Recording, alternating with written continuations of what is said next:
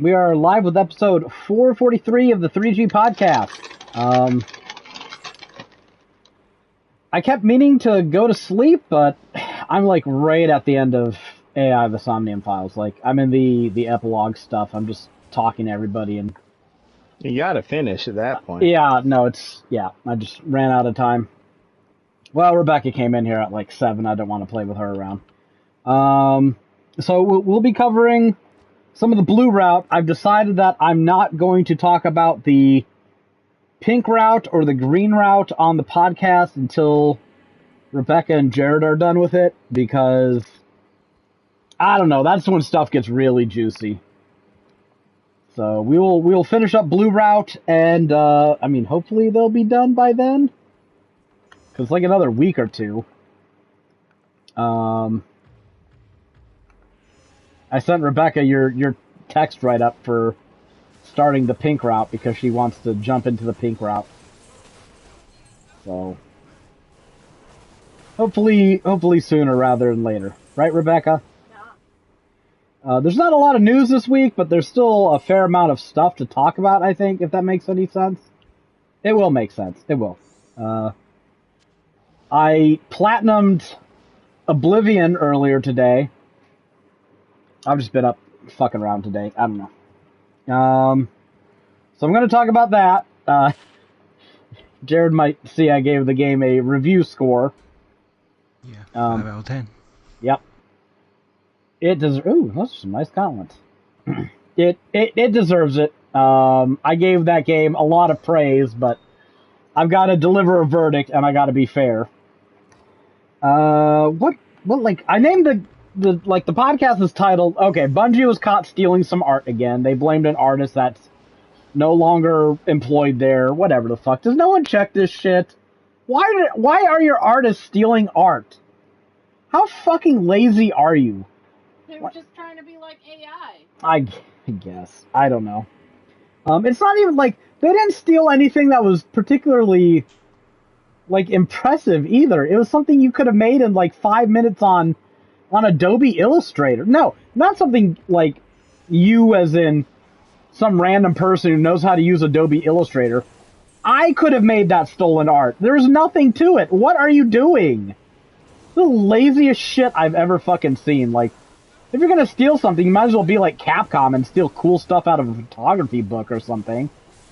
But, like, this was like basic fucking two-tone, barely even graphics design. It was closer to typography, for fuck's sakes. Like, not to diminish typography, but typography is not an art. Like, let's be fair. I took a typography class in college. I can say that. So, you know what? It's like, I don't give two shits about Bungie or Marathon. It's obviously been... Who stole this? Bungie, you said? Yeah.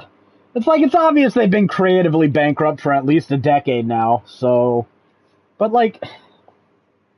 I don't know. Greg, if I paid you to make a fucking smiley face image, I'm pretty sure you could pop up fucking paint, make a circle, and make a fucking, like, a fucking line smiling in it. Like, I think you have enough integrity to hand in some fucking bad, simple fucking two-tone art yourself.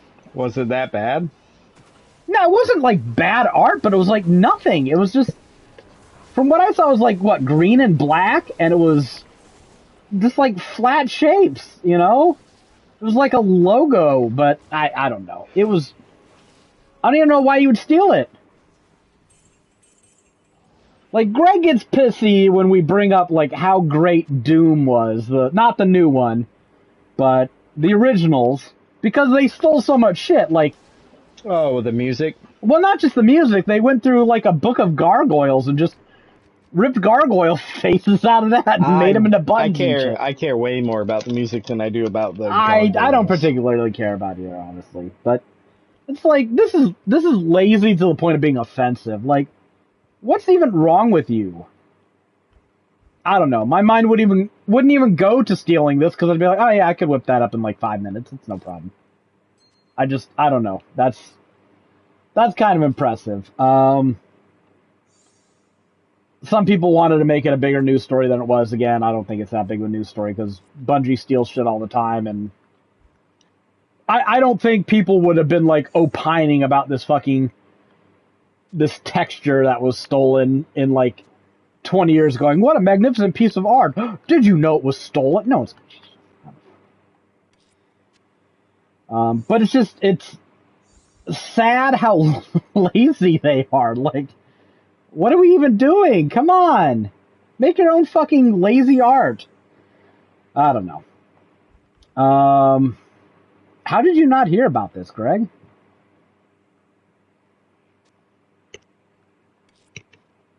I've been busy playing Doom. That's why. Only for like the past 3 days. Stop it. Yeah, maybe. I don't know. Yeah, I didn't hear about this. For 3 days? That's pretty bad. What's that? He was sick for 3 No, days. we've only been working on... Well, he's only been working on Doom for 3 days. I was working on it an extra day. Yeah, you got at least a day and a half on me, right? Yes. Well, I mean, I kind of did what you did, and I just slept all... What was it? Friday, Saturday? There's a lot of sleeping going on, like, late Friday to early Saturday. I'm not really quite sure why. I think I got sick from Greg somehow over the fucking chat or something. Or it was, well, it was storming a lot, so yeah, I was also kind of like, yeah, fuck it, I can't have my PlayStation on, so I might as well just fuck around and play something on my 3D. Oh, never mind, I'm going to sleep. Should play 3DS, yeah. I should have, but I did a lot of sleeping instead. I mean, we're a couple of missions into that Doom guide now, so it's going all right. I still need to finish up the media for one of them, but I haven't done any media. Yeah, I did write up 3 chapters. I'm surprised. 3 chapters, that's the same amount you've got posted up there. Sans media? Yeah, it's pretty good still. Okay. I mean, except for one of them is just like rock'em sock'em robots to level. Like, let's not pretend that took a whole lot of effort. Oh. That's not that level. Yeah, that was pretty fun. I was like, oh my god, a vehicle level. Fucking, I tend to hate these. I'm too tired for this. I'm too tired for this. Oh, this is fine. Yeah, I was really tired at that point. Cause I did the first, I think I did like the first 4 missions all in one sitting, and I was like, all right, that's enough. That's enough recording everything, and we'll take a nap and then do the next 3 missions. Haven't really made that much progress in terms of gameplay because I've been writing shit up and doing the media for it all. It's fine. I said I wasn't watching any more DSP shit, and then he went fucking viral because of how bad he is at Doom the Dark Ages. He's bad. Bro, he's bad. I'm playing on Hurt Me Plenty? Yeah, so I think he got conned into playing on Ultra Violence. I will say this, alright? Some of his trolls were talking shit about him because he was complaining about playing on this higher difficulty is not fun. I'm playing on Hurt Me Plenty, and I find it pretty fucking fun. I haven't died yet. I've died. I've died twice, I think, so far. Well, but every now and again, I also think to myself, I should have played on Ultra Violence. Help me, Daddy. No, he's playing on He's playing on a harder difficulty than I am. Well, here's the thing. I've like gotten taken down to like 5-10% life a couple of times, and I vaguely recall Bethesda admitting that they cheat with the life bars. Like they make it seem like you're more dead than you are. Because I don't know. Like there's been a couple of times where I was like, oh shit, I should have fucking died, and then I didn't. So I don't think that health bar is counting the way it says it's counting. If that makes any sense, right? Like I think there's more weight in the back end of your life bar. It's a number value, but whatever. There's more weight in the back end of it than there is in the front end.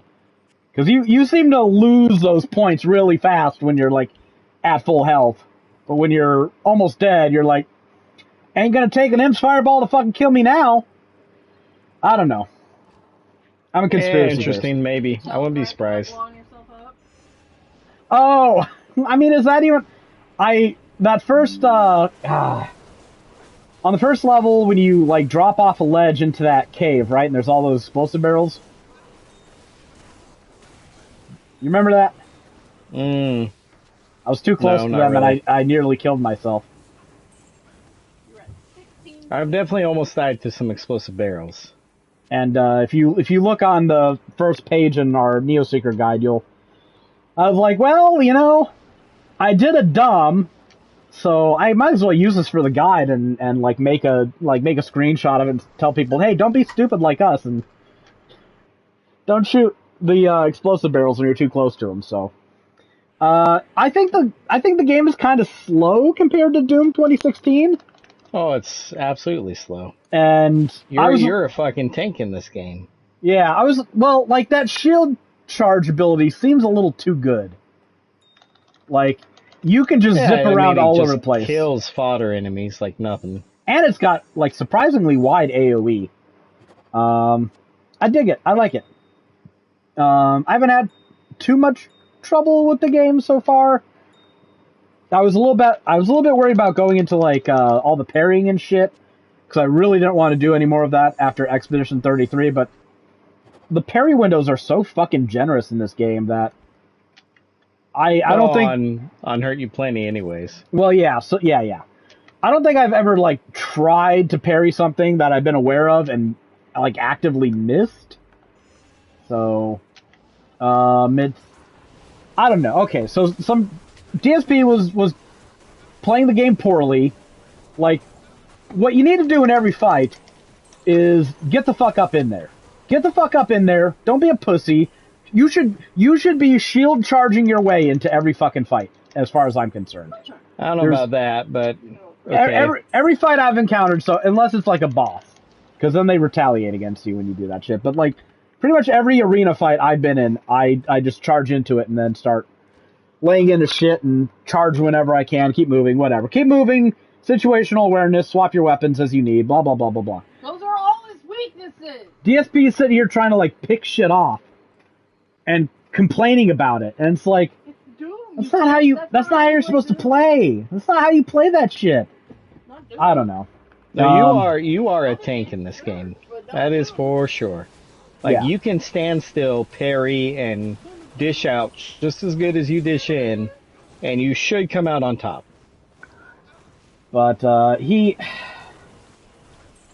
I don't know. He did a little fucking clip where he was like low on health and he was just trying to like pot shot things from afar, and it's like, that's not how you play the game. Like, No. like literally, even if you're hurt. There's some times where pot shotting things from afar can go okay. The only time I Like, did anything remotely similar to that is I was Enemies writing with up. metal shields, you shoot them from afar, it softens them up so you can get in and break What? the shield. No, you don't. You just use the fucking shredder and just shoot him until it glows red. Yeah, same thing. You can do the same thing. There's no reason to pot shot him. Get up in there and just lay into him. What the fuck are you doing? But, I mean, I get the instinct, but you literally get health when you, like, melee shit when you're low on health. So, I don't know. Maybe that's why I haven't died and DSP sucks at the game, because I just fucking go in there. I'm like, well, one of us is gonna fucking die. And so far it hasn't been me, so. One of us is gonna die. I mean, the checkpoints seem really generous, right? I've never died. Oh, so you've actually used life sigils? I've had to use 2 life sigils so far. Oh. I don't think I'd even use, like, you have to, those are finite, right? You have to, like, go find more? Yeah, you can only carry 3 of them, but you get at least, like, 2 per level. Well, like, how far apart are the checkpoints? I imagine they're, like, every arena. I have no idea. So when you use a life sigil, does it just bring you back right on the spot? On the spot. In the middle of the fight? No progress Yes. loss? Okay. Yeah. Alright, that's what I figured they did. I don't know, it just seems like it would be easier to do the fight over again than to, I don't know. You're going to have 3 of these fucking life sigils. You may as well use them. No, I still have the ones from the first level. I'm just like, what if I need them first to the boss? So, The one, like, if I have a complaint, I'm not even going to complain about the story. It's a Doom game. No one gives a shit. Agreed. I kind of don't like the boss design. Like, a lot of the boss design so far has been pretty... It's more like you're playing volleyball with them than actually fighting, like, a proper Doom boss. Like, you're waiting for that green attack that you could parry back at them. And the one at the end of Chapter 4 was really bad, because that was the entire fight, pretty much. Just block the green projectiles. The one at the end of Chapter 8 is pretty good. Okay. I haven't done He's that pretty one much yet. you.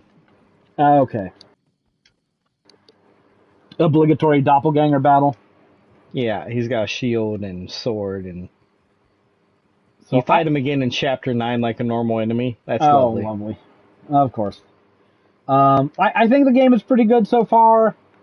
I'm not, like, the biggest FPS person ever. So if you don't take my opinion with much merit, that's fine. That's justified in this case. But I'm having fun with it. I think it's pretty good. It looks like an easy platinum, honestly. Yeah, it does. And, right. So the one time I was playing like a little bit of a bitch is when I was trying to write up some of the collectibles on Chapter 2. It's at the second bridge segment, and apparently there's like a bunch of fucking imps on the far side of the bridge, and I'm sitting here trying to get collectibles on the other side from them, and they're just sitting there throwing fireballs at me from afar. I'm like, motherfuckers, cut the fuck out. Can't come over there and fucking kill you yet. So I'm trying to write this shit up. So Yeah, take pot shots at him. There's a time and a place for everything. The hardships of a guide author, I guess. Oh, I should have gambled for things. Are you still playing Doom? No, I'm playing Dave the Diver. Oh, okay. Take a little break from Doom. Are you working all week? I took Monday, Tuesday, and Wednesday off, so Jesus. I'll probably play Chapter 10 tonight and start writing it tomorrow. I'm just gonna write shit up. Gonna see how much of that I can get done. Ideally, you saw my stuff already. I'm guessing. Yeah. Pretty basic. I'm just gonna leave your pages to you. That's your thing. Chapter 9 is semi-open, and in the nothing compares to Chapter 6. Chapter 6 was huge. Lovely. That's definitely the biggest chapter so far. So I should just plan to take like all day to do that one. Probably. Okay. And I wouldn't even be. I'd be like, yeah, that makes sense. I mean, so far most of the ones I've written up have taken a good while to write them up. Just, I don't know. I'm trying to keep things organized and tidy. I think it looks good at the end, but oh, these rings are garbage.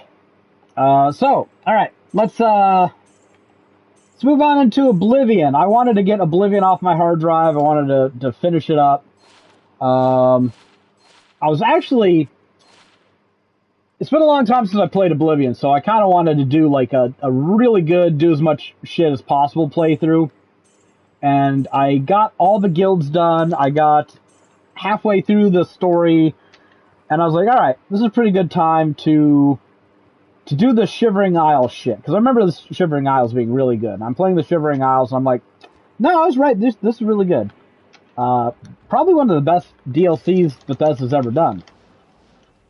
And yeah, I'll give him that. Skyrim had some good stuff. I get to I don't even remember. I remember there's one you do with a vampire chick, but I don't really remember. Yeah, Dawnstar. I don't know why. I don't remember most of the Skyrim DLCs for some reason. The Shivering Isles was good. I do remember the Fallout DLCs better. But I'm playing through it. I get to a thing where you have to like go to some fortress and either help the mania chicks or the dementia chicks, and actually they're not all females. Some of them are male. I didn't remember that they did have male versions of those things, but they did. Anyways, you're supposed to like light some torch or some shit. So what happens at the end of this quest is the side you support walks onto like a brazier and sacrifices themselves to light a torch or whatever the fuck. And when I finished that quest, that part of the quest didn't trigger. Like, she walked onto the brazier, the fire lit, and the quest didn't update. So I'm like, okay, maybe I fucked something up. So I fucking reload from earlier, I play through it all again, and it still doesn't work. So I'm like, like earlier, like right outside the dungeon. So I'm like, alright, maybe I fucked something up when I was talking to these people. Cause this ain't working. I'm just trying all kinds of shit to get it to work. And I reloaded an earlier save a few quests back, and I switched it to novice mode because I'm like, I ain't humoring this game's, tendency to make me hit enemies 40 times to kill them when, it's just like quest progression blocking me. So I switched it to novice. I powered through things really quick, and I do that quest, and it works without a problem. I'm like, alright, maybe it's just Bethesda, whatever, Oblivion. It's a weird fucking bug with that quest. So I play a few more quests, and I've got to, like, become the Duke, or what, I get Duke Duchess of the Mania or Dementia, or whatever the fuck it is. And either way, you have to kill somebody, get something from them, and put it on an altar. And then there's, like, a little spell effect that happens at the altar, and then the quest is supposed to progress. Well, I do all the shit that I need to do, and the quest doesn't progress. I'm like, alright. It's getting kind of annoying now. Nice Bethesda hang-ups. So I reload again, and I try the other route, the other character. Does the same thing again, doesn't progress. And I'm like, alright, fuck this. I reload an earlier save from the start of that quest before I make any decisions. I'm like, I'll come back to this shit later. Maybe they'll patch it. I'm just gonna go finish the main story, right? I gotta do the main story for the platinum. That's what really matters. Let's focus on priorities here. So I start going through the main storyline. I get to the part at Bruma where you've got to close an Oblivion gate. And I go in there, I click on the sigil stone, the sigil stone disappears, and the tower doesn't collapse, so I don't get teleported out. I'm like, alright, so this is a real fucking thing that's going on here. And just every fucking quest that has like some effect trigger that needs to end or advance things, it's just not working. And it's not Shivering Isles, it's just every quest that's like this. If all that has to happen is an NPC talks to me, then it works. But if, like, there's some scripted event that's supposed to occur, then it doesn't work. So I just kind of look at my saves, and I'm noticing, and I spent a lot of time, like, mapping Nirn routes and shit, so there's a lot of idle time on my file. I'm at, like, 230 hours on all the saves that don't work. I'm like, is this shit just breaking when I go above a certain fucking, like, hours played mark? So I reload an older save from way back. I rush through the parts of the main story, get back to that Bruma siege, and go up in the tower. I click on the sigil stone, and it works as normal. I'm like, okay, so this is just fucking borked. If you get like 230 hours on your save file, nothing works anymore. Classic Bethesda shit. Like, I was playing this game for a while. I got 230 hours on it. Again, there's a lot of idle time. Loving the shit out of it. You can listen to the old podcast. I'm just vibing this game so fucking hard, and I enjoyed my time with it. But that ends when the game stops fucking working. And I gotta be fair here. I'm still fond of this game, and I'm still glad it got remastered. But it hasn't been fucking patched since launch, as far as I know, and it desperately fucking needs some. So, but we're not done yet, because this is like the perfect fucking send-off for Oblivion. We're not fucking done yet. I'm just like, alright, head down. I got the save file. It's like back at 180 hours. I got 50 hours to beat the main storyline before things start glitching out, apparently. So I'll just beat the main quest line. I'll get my platinum, and that'll be good enough, right? Nostalgia has been sated. It's the perfect fucking Bethesda experience. The game not fucking working when you try to spend too much time playing it.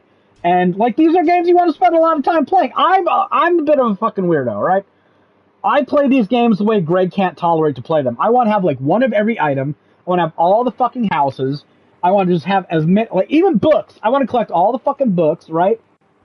So, if anyone's going to tax this game to the breaking point, it's going to be me.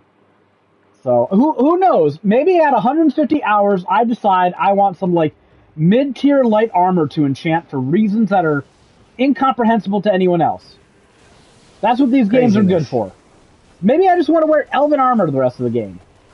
So yeah, I'm inclined to break these things. Anyways, I'm going through the story again, and everything's working fine. I'm just playing it on novice mode and cutting through everything. Doesn't matter. I have 100% chameleon. Nothing can give me any trouble. And if I'm playing it fair, nothing can give me any trouble anyways, because I'm level 44 and my stats are fucking super good. Although I don't think my character is capable of maxing out in this. Anyway, that's not important.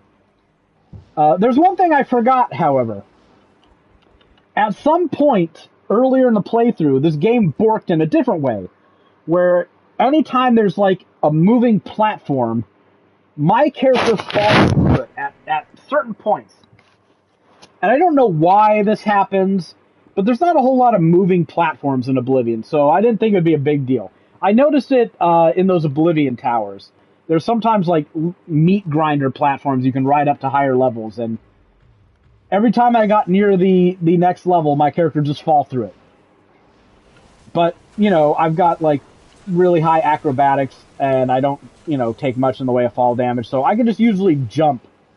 You know, I can find something, I can go into another tower, take another branching path, and I can jump down, and I can make it work. I get to a part late in the game where you have to go into some Daedric realm, and there's one of those Mythic Dawn dudes who wants to fucking help you in your quest, and you got to like make a little show of being captured and getting tortured by this guy. I totally forgot this was a thing, and I totally forgot that the platform glitch was even a thing, because it's been a while since I had to use any of those platforms. The thing he does to convince like some of his fellows that he's properly torturing you is he puts you in a fucking cage and lowers you into lava. Well, guess what the fuck happens when I'm being lowered into the lava? I fall through the fucking cage! And it's fine. I've got good resistances. I got a lot of health. I can jump, right? I can jump on water, and lava counts as water, apparently, in this game. Problem is, the cliffs are sheer, so I can just sit there and jump and heal all I want, but I can't get the fuck out. So I'm like, alright, so is this game just gonna fucking, like, soft lock me in two different fucking ways? And I reload a save, because it saves every time you enter a new area. I reload a save, and I just go, fuck it, you know what? I'll just kill everybody and see what happens. So I kill everybody, and then the guy who was supposed to be fake torturing me to convince all his fucking buddies, who are dead now, is just like, oh, you got through, good job! I'm like, oh, Jesus fucking Christ. So I go into good, yeah. so I can apparently skip that whole thing, but I shouldn't have to do that, right? So I go on to the next area, and I'm able to beat the game, and oh my fucking god, this fucking game. This all happened earlier today before I played Aeon of the Vows, by the way. So you have to go through the Imperial City and do some shit. You've got NPCs that have to follow you from location to location. Well, stupid me, they didn't follow me outside, and I just kept advancing, assuming that the NPCs were where they were supposed to be. And I get to another area of the Imperial City, and I find out that one of the quest critical NPCs that's supposed to be following me isn't fucking there. So I try to go back to the previous area, and they've got some like story reasons for why the door is barred behind me. So I'm just stuck in this area without a quest critical NPC that I need to progress the game. So I'm soft locked for a third fucking time in a different way. And I reload an earlier save again, and I make sure this NPC follows me the way he's supposed to this time. And I'm able to get to the end of the game. You know, they're playing a little cutscene there at the end where things are happening. I don't want to spoil things for Jared. And halfway through the cutscene, one of the NPCs starts talking to me and says, "Congrats, you are the champion of Cyrodiil, blah, blah, blah, blah, blah." I'm like, it's been like 20 years since I played this, but I'm pretty sure that's not where that scene ends. Isn't more stuff supposed to happen? And sure fucking enough, as soon as I get my like platinum and I'm done talking to this NPC, I go back to like full first person view, and the scene plays out the rest of the way. And I'm like, okay, yeah, okay, so I knew it was supposed to happen. I guess this just started, or like the NPC talked to me before the scene was over with and before he should have been able to, whatever, small beans. And then I realize I can't control my camera, and I'm just staring up there at the statue of Akatosh at the end of the fucking game. I can't move. I can't do anything. There's supposed to be New Game Plus, but I got my platinum, so I'm like, you know what? Fuck it. Good enough. Good enough. So I delete the game off my hard drive, and I got a platinum in Oblivion, and 5 out of 10. The game does not fucking work if you play the game the way it's meant to be played. So, fix your fucking game, Bethesda, for fuck's sakes, what's wrong with you? So, yeah, that was fun, but I was sitting there staring at my character. I can't control anything. I just got the little cursor staring up the statue of Akatosh, and I'm like, this is the perfect way this could have ended. This is just premium fucking Bethesda here. So, don't let your save file go on too long. You might want to do all the quests, buy all the houses, fucking max all the skills, play all the DLCs, whatever the fuck. Well, I mean, your save file go on too long, and make sure you use a lot of different saves. A lot of different saves, yeah. Fortunately, I used a lot of different saves because, you know what? I don't give Bethesda the benefit of the doubt for anything. I never did. This is basic, like, if you played fucking CRPGs back in the day, you know better. You know better. This is also why games that have only a single save file suck.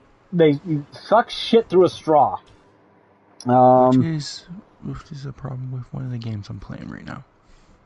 Fantasy Life? Yep. I'm not that surprised, really. Don't those farming sims usually only have one save? It's less a farming sim and more like it's hard to describe. No, okay. I just assumed it was a farming sim. I don't really know much about it. It's not a farming sim. So yeah, that was fun. Then I decided, you know what? I've got some AI and the Somnium files to talk about today on the podcast. I might as well make a little more progress. Even though and then you got into the real good stuff, didn't you? I got into the real good stuff, yeah. Like I'd finished Blue Route a while ago, and I was on Green Route, and I'm like, you know what? I really wanted to see, because like they want you to Rebecca found out for us that Green Route is locked if you just go into it when you, like, as soon as you can, which is like I think the second new route you can unlock. I think you start out red, and then you can unlock blue, and then you can unlock green if you stay on red. And she found out that you can only play like that one day of green, and then it says locked, and you can't go any further. So I'm like, all right, I just kind of figured, based that we knew that, like, you could do all of red, yellow, all of blue, and then at that point, you've only got 2 routes left, pink and green, and pink is the true ending, so I figured, okay, once you've got all those other ones done except for pink, green should unlock all the way, right? That makes sense, because you're not going to unlock your whole true ending path last, right? No, that's not what visual novels do. So I play through green, and I get to that part, and it says locked. I'm like, so you really got to switch from green to pink, back to green, and then back to pink again? Like, it's not a big deal, but it just seems a little fucking weird. I don't know. And yeah, I played through Green Route. I got to the end of the locked part, and I'm like, that's all right. But I already knew what was going to happen because Rebecca talked about it. And then I play Pink Route. I'm like, oh, all this shit is fucking new. All this shit is new and super fucking interesting and revealing a lot of, like, backstory shit. And I'm like, I'm into this. I'm into this. So I got to finish Green. And then, the end of Green's really good. Then I was like, no, this is happening. This is all happening today. So I'm right there at the end. I'm almost done with it. Greg gave this game an 8 out of 10. I think he's a piece of shit.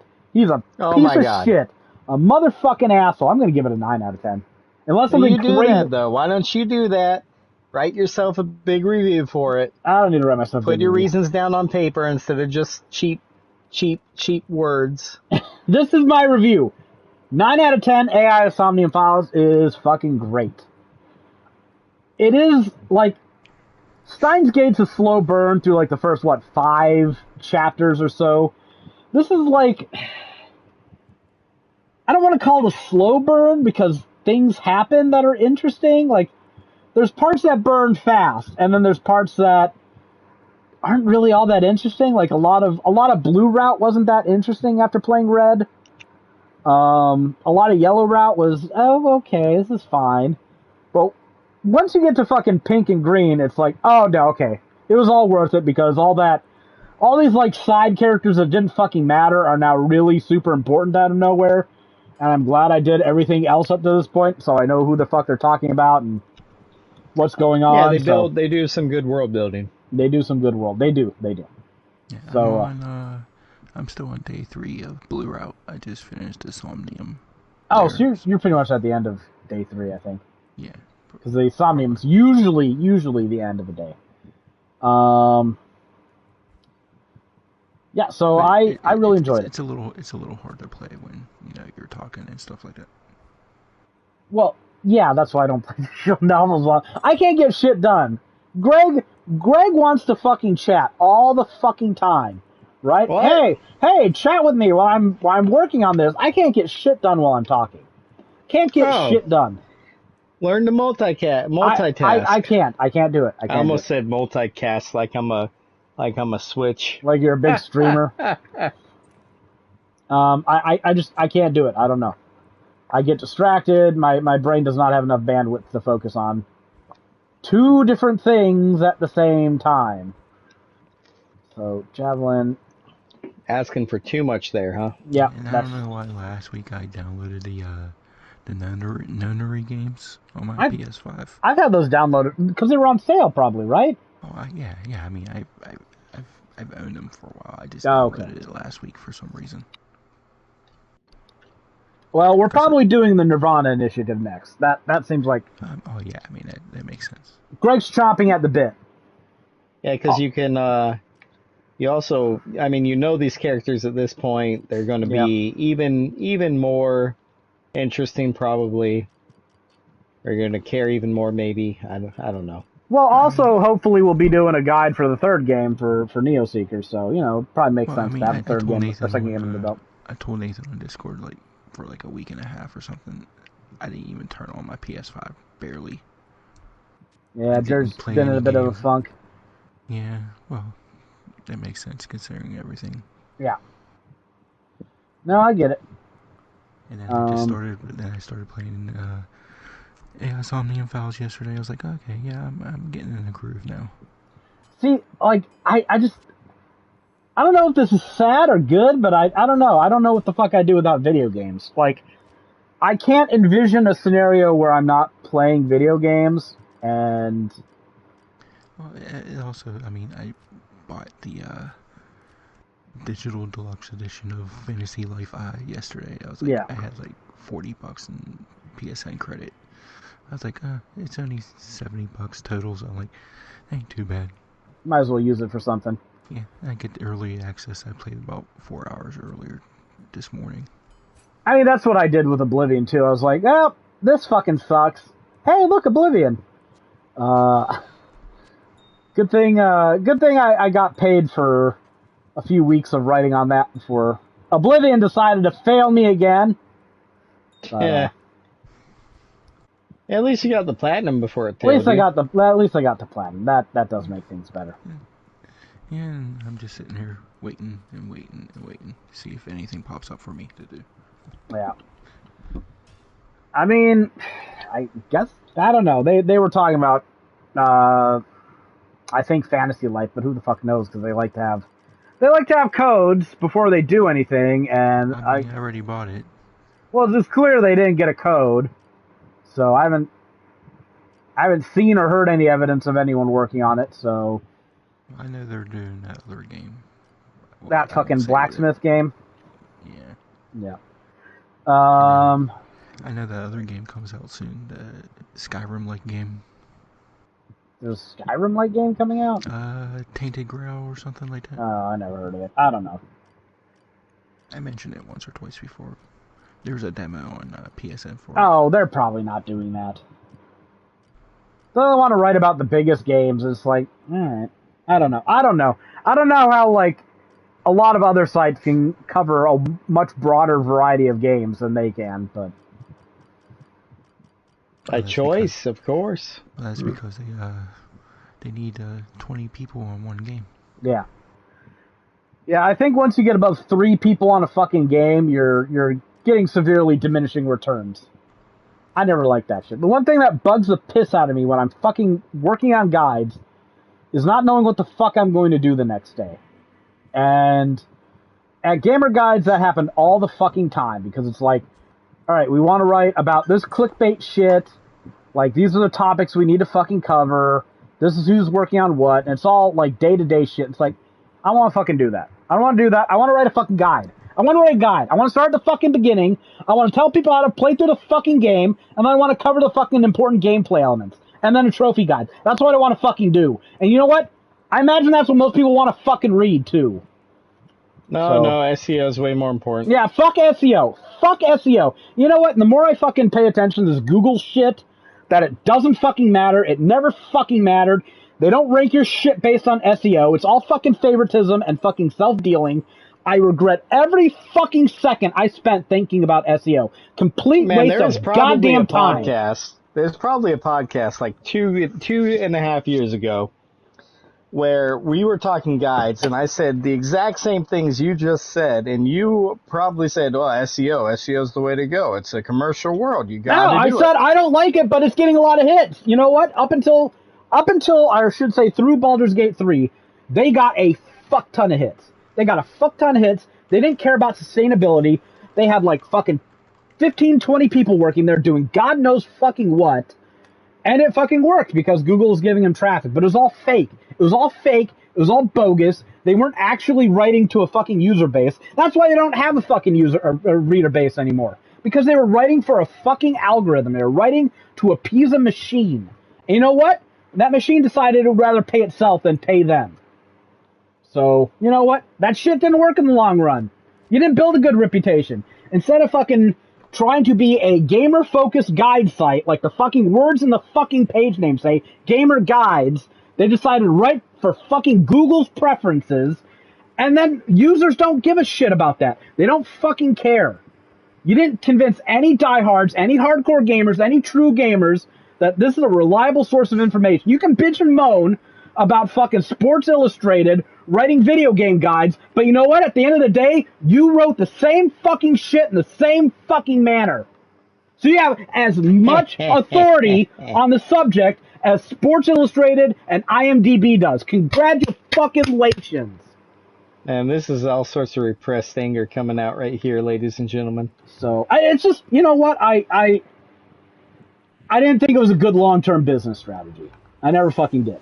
So I don't know. Maybe Google will flip the switch again, and they'll start feeding smaller creators traffic because they're under fucking investigation for being a monopoly, which they are. They absolutely are. And fucking everybody over to boost Reddit is like the big thing they're doing right now because, hey, guess what? Reddit's fucking... They're invested in Reddit. Like, it's just the biggest fucking self-dealing shit ever. Like, so much of tech has gotten way too monstrously big and uninhibited for loss. Reddit, I don't hate Reddit. I like Reddit, but I like Reddit quite a bit. But you shouldn't be feeding traffic through it. Reddit can do fine on its own.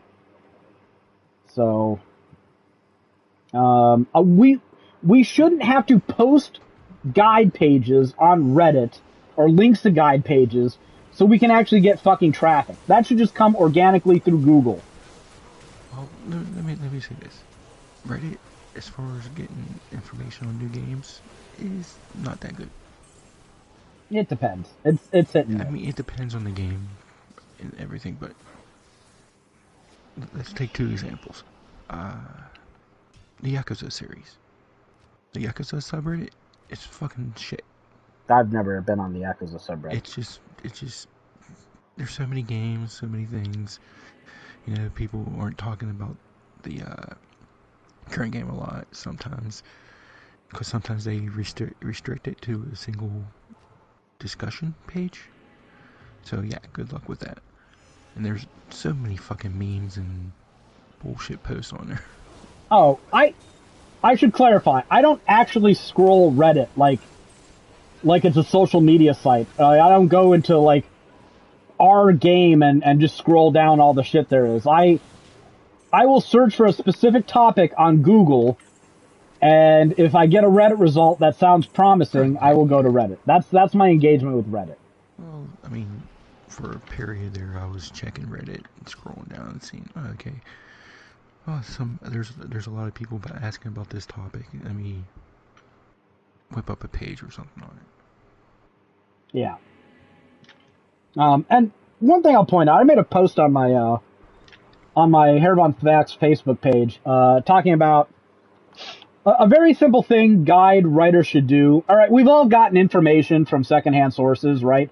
Something was fucking not working the way we thought it should. We looked it up online, and somebody, some brave soul had commented about it somewhere, whether it's like Steam or Reddit or wherever the fuck. And it's like, all right, okay, I get what's going on now. As far as I'm concerned, that's perfectly fine, right? There's like one rule I like to cling to when it comes to like ethics in guide writing, and that's if you don't see it happen on your fucking screen, don't put it in your guide. Don't write about it. It didn't happen to you. Don't write about it. In large part... Now, what if you've seen it happen on someone else's screen? No, don't write about it. You're just assuming that it's possible. Don't write about it. If you saw it happen... No, you don't know the context of how it happened or why it happened. You didn't do the whole playthrough with them. You don't know anything except that it happened. And that's not very fucking useful. What do you mean you don't know the context of how it happened or why it happened? I can look at something like Final Fantasy XII, know that random enemies pop up in certain areas, and deduce that this guy made a random enemy pop up. Was he luckier than me? Maybe. So then you write that random enemy up in your guide, right? And here, let me tell you what's going to fucking happen. You get a fucking comment from a user saying, I didn't get that enemy to show up here, or it was different enemies for you, and then what are you going to do? You don't fucking know, because you fucking didn't do it. What about if you're writing a boss page and the boss... Yeah, that's I don't buy. I know what you're trying to get at, and I agree in principle, but you're way too rigid. Okay, don't write about it if it didn't happen to you. What if a boss does an attack that you look up? Don't write about it. It didn't do that attack to you. What if it only does that attack in specific circumstances, like you're playing a specific character, use a specific spell, and it count. You don't necessarily know the context of why this is happening in the game. No, this legit drives me nuts. If you want to add it as a note, like we've seen that this can happen, but we haven't actually been able to trigger it. That's one thing. I'm not. Yeah, I did that exact thing on my what's that Suikoden game that help me out? Eden Chronicles. No. Eden Chronicles. Yeah. Was it? Okay. Well, so like for a fact, items will appear in shops, but it's random. Yeah. And by random, I mean you may have to visit that shop 70 fucking times.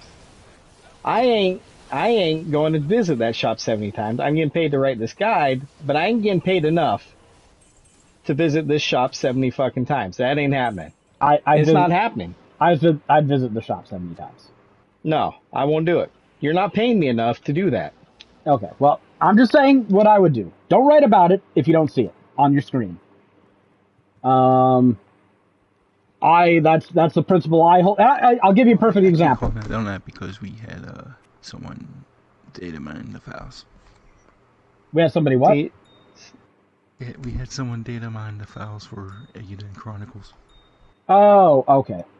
Well, see, like I don't even trust that. Well, like you know it's a thing, but you're not going to sit there and do it yourself. Okay, here's an example. Back in the day, I wrote some Baldur's Gate guides, Greg. Did you know that? Back in the day? Oh, God.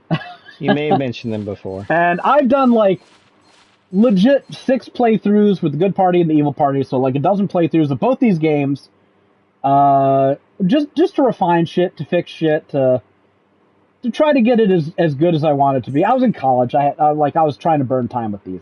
They succeeded. And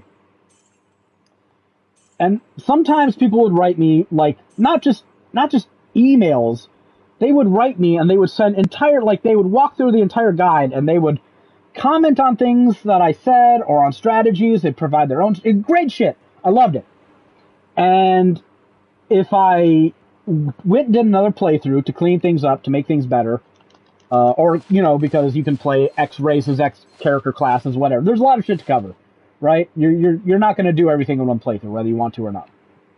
I would pay attention to these notes, and if I could replicate what they said, I would add it to the guide. And if I couldn't replicate it, or if I didn't want to try, because sometimes they're just like offering their opinion about some event or some strategy that, yes, you can go out of your way to spend extra time and effort to do this strategy, but I don't really think it's better than the strategy I already had in there.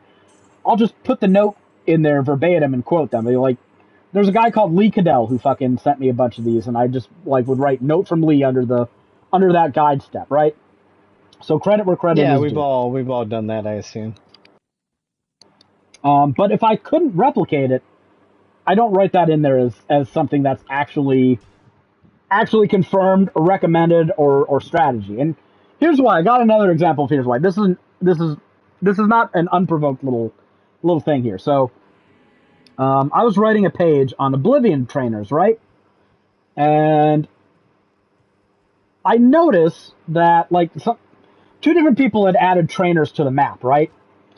And I'm going through the game and I'm finding all these trainers and I'm writing the guide page for them, like where to find them, and I'm linking out to the map. So I'm using their information on the map to link to these trainers and shit, right?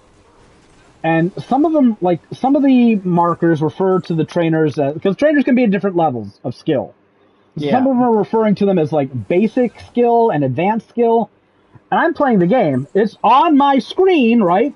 And you know what it never says on my screen? Basic or advanced. It says journeyman and something else. Can't remember what it is. Journeyman, maybe it's novice and journeyman. So I'm like, where are they getting this from? So I look it up online. I look up basic trainer, advanced trainers, and guess where they're referred to that as? The UES whatever wiki. So it doesn't take a fucking genius to figure out what happened, right? This is a colloquial term used by a wiki that somehow ended up in our database. But you look at the screen, if you're just playing the game and not, just taking content from somebody else, it will not be referred to as basic or advanced in the game. It's journeyman or whatever the fuck. And so this is what brings this up, because you know what? Just use what the fucking game tells you something is, right? You don't got to make up cute names for yourself if the game, calls it something different. And if you're copying from somebody else, well, that's a great way to look like a fucking idiot. I know I was going to get in trouble for it. It's not that big of a deal, but that just got me to thinking, this person's still employed there. I'm not, by the way. I highly suspect, anyways. I don't know who actually did it, but not a lot of people were working on these entries, so there's 2 or 3 options. They're all employed, so probably still work there. If you don't see it on your fucking screen, don't write about it, because it makes you look like less of a fucking thief. Just not my first goat fuck. I've been writing these for 16 years now. Pretty basic ethical standard to follow, in my opinion. So I wrote that Facebook post, and a lot of my page followers seem to like it, and it's also funny that I like the note part, because that's exactly what I did. Because especially if you're writing for something, there's a line between worth spending 10 hours on and not worth spending 10 hours on. I'm a bit of a freak. So, and it's not really a perfectionist impulse. It's kind of just a mortification of being caught doing something that you're not supposed to do. I don't know. It's amazing that I'm not religious, because if I fucking could convince myself that somebody was fucking staring at me and judging my actions all the time, that shit would work on me. Just convince myself that this was a possibility. So, I don't know. Just something I wanted to chat about. And again, I'm saying it's fine if you write I saw this here, I didn't actually replicate it myself, but it can happen, apparently. I don't care about that. That's fine. Whatever. Lee told me that if you play a female gnome thief and you fucking pick the 5th dialogue option when talking to this one character who fucking, dies two days into the game, that this will happen. I'm going to trust fucking Lee. This is what Lee says happens. Right? I'm not fucking playing a goddamn female gnome thief to check out this one fucking character interaction that some reader thought was interesting, alright? Maybe it's interesting to you. Yeah, I mean, it also depends on how complex the game is. Like fucking something in Oblivion might have a lot more steps required to do something. And you're like, I ain't doing all that shit to fucking worry about something minor or something like that. I mean, you don't have to include every possible option, right? Like, as long as you made it happen one way yourself, write that one way. You don't gotta, like, means test every possible... I mean, it's better if you do, but... You know what? Everyone's got a time limit. For instance, triggering the Thieves Guild in Oblivion. There's at least 3 ways that's been documented about it, but I couldn't get the one way to work for some reason in my game. So I made sure to put a note when I wrote that page up, saying for some reason I couldn't get this to work. Yeah, I mean, I always just read that damn poster by right by the port there of the fucking what's it, Gray Fox or whatever. Yeah. There's that. There's fuck. What is the other one? I forget. That's the only way I know how to actually start it, honestly. Well, there's supposedly if you talk to City Swimmer in Braville. The guy who's swimming out, the guy who's swimming in the bay by Braville. Fuck him. No, I ain't going all the way over there. It's I think it's a Kaji that's just walking around town. Oh, why am I thinking it's an Argonian? Oh well. Maybe it's Argonian. It's an Argonian, maybe. I can't remember. But yeah, if you I've never to started her, a Thieves Guild that way, I'll be honest. If you talk to her, you basically get her this disposition up. She can let slip about the Thieves Guild. But for some reason, even if you know where it is, and there were posts, like there's posts online saying, oh yeah, you can just go to the Thieves Guild and start it if you know where they are. I'm like, no, that doesn't work like that. See, that's another reason why I don't. The shit you find online might be wrong. Might be wrong. It's also a remaster, so they might have changed it. Yeah. Well, again, that's another thing. Like, who knows what hardware they were playing it on? There's all kinds of things that could cause a game to act funky. That, I don't know, I'm not going to trust it just by fucking seeing a screenshot or a video of it somewhere.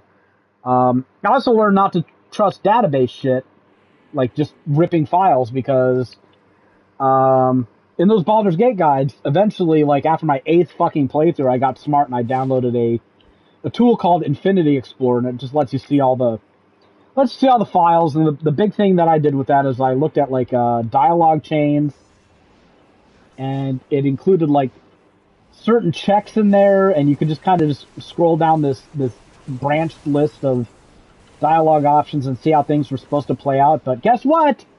They didn't always work. Some shit just got cut. And it still is in the game file, so don't write about this fucking thing that can happen when it can't happen. And that's the other way you can get in the Thieves Guild is you get arrested. Oh. Get arrested, serve your time. Someone eventually comes up to you, hands you a note that talks about the hangout spot. You know what? If you're getting arrested, shouldn't the Thieves Guild want to work with you less? Shouldn't they be like, this guy fucking sucks, man. Stay away from me. He doesn't know what the fuck he's doing. Also, the guards know what he looks like now. Fuck him. I don't know. I find that kind of funny. So, what else? I'm trying to think of what else the fuck I did this way. I think it was mostly just Doom. Greg fucking messages me on launch day. He's like, hey, did you play Doom yet? I'm like, it's not even out yet. Dude, I ain't paying $30 to get 2 days early. You're talking about wasting time. There's another level to that. Isn't like 30 extra bucks to get that special edition or whatever? Mm-hmm. Okay. Now, I know DSP is ahead of us because he bought that thing so he could play early because you got to get it fast for the content. And then all he really managed to do is, like, get a viral clip showing that he is really bad at the game. Got, like, millions of views on Twitter or some shit. I can't remember what was shared. But I saw that fucking trending, and I was like, oh, no. I just said I wasn't going to follow this shit anymore. I click on it, and it's DSP sucking at Doom, and I'm like, I'm going to be playing this game. It was the night I bought it, I think. It's like a train wreck. You can't keep your eyes off it. I don't know. That's all I watched. I swear, that's all I watched. So I wanted to see how bad he actually was. And to defend DSP a bit, like, one of his trolls, like, he was talking about playing it in a hard difficulty, and you know when you're on the difficulty slider, it has, like, the bar that shows the parry timing? The troll, I can't remember which one it was, they zoomed into that to show that the bar was only half full. As, like, this undermines DSP's claim that he's playing on hard difficulty. No, the bar never goes below half full. It doesn't matter if you're playing on Nightmare or Ultra Nightmare, it doesn't matter what you're playing on. As far as I know, half full is as low as it goes unless you manually go into the settings and make it harder on yourself, and I don't know why you would do that. Yeah, I was gonna say because I watched somebody play through it on Nightmare, and the parry window seemed pretty generous. Yeah, so. Yeah, but you can manually go and change things, right? I think so. Yeah. I don't know. I don't think I started a game with that, but I don't know why you would. Hurt Me Plenty is pretty okay. It's not been rough so far. But yeah, I think you can. I don't know if it's like if it ticks you down to a lower difficulty when you do that or what it does. But as far as I know, DSP is playing on Ultra Violence. So I can't say I think enemies deal more damage on Ultra Violence, and you deal less or something. I didn't. I'm not writing a page on it. I didn't enumerate all the differences, but I do remember seeing that the parry window doesn't go below half. So, and that makes sense because that's like. You're not having fun playing Doom the Dark Ages unless you're parrying shit. Like that's not an optional gameplay element. That's actually pretty important. So One of the core mechanics. Yeah. So you know what?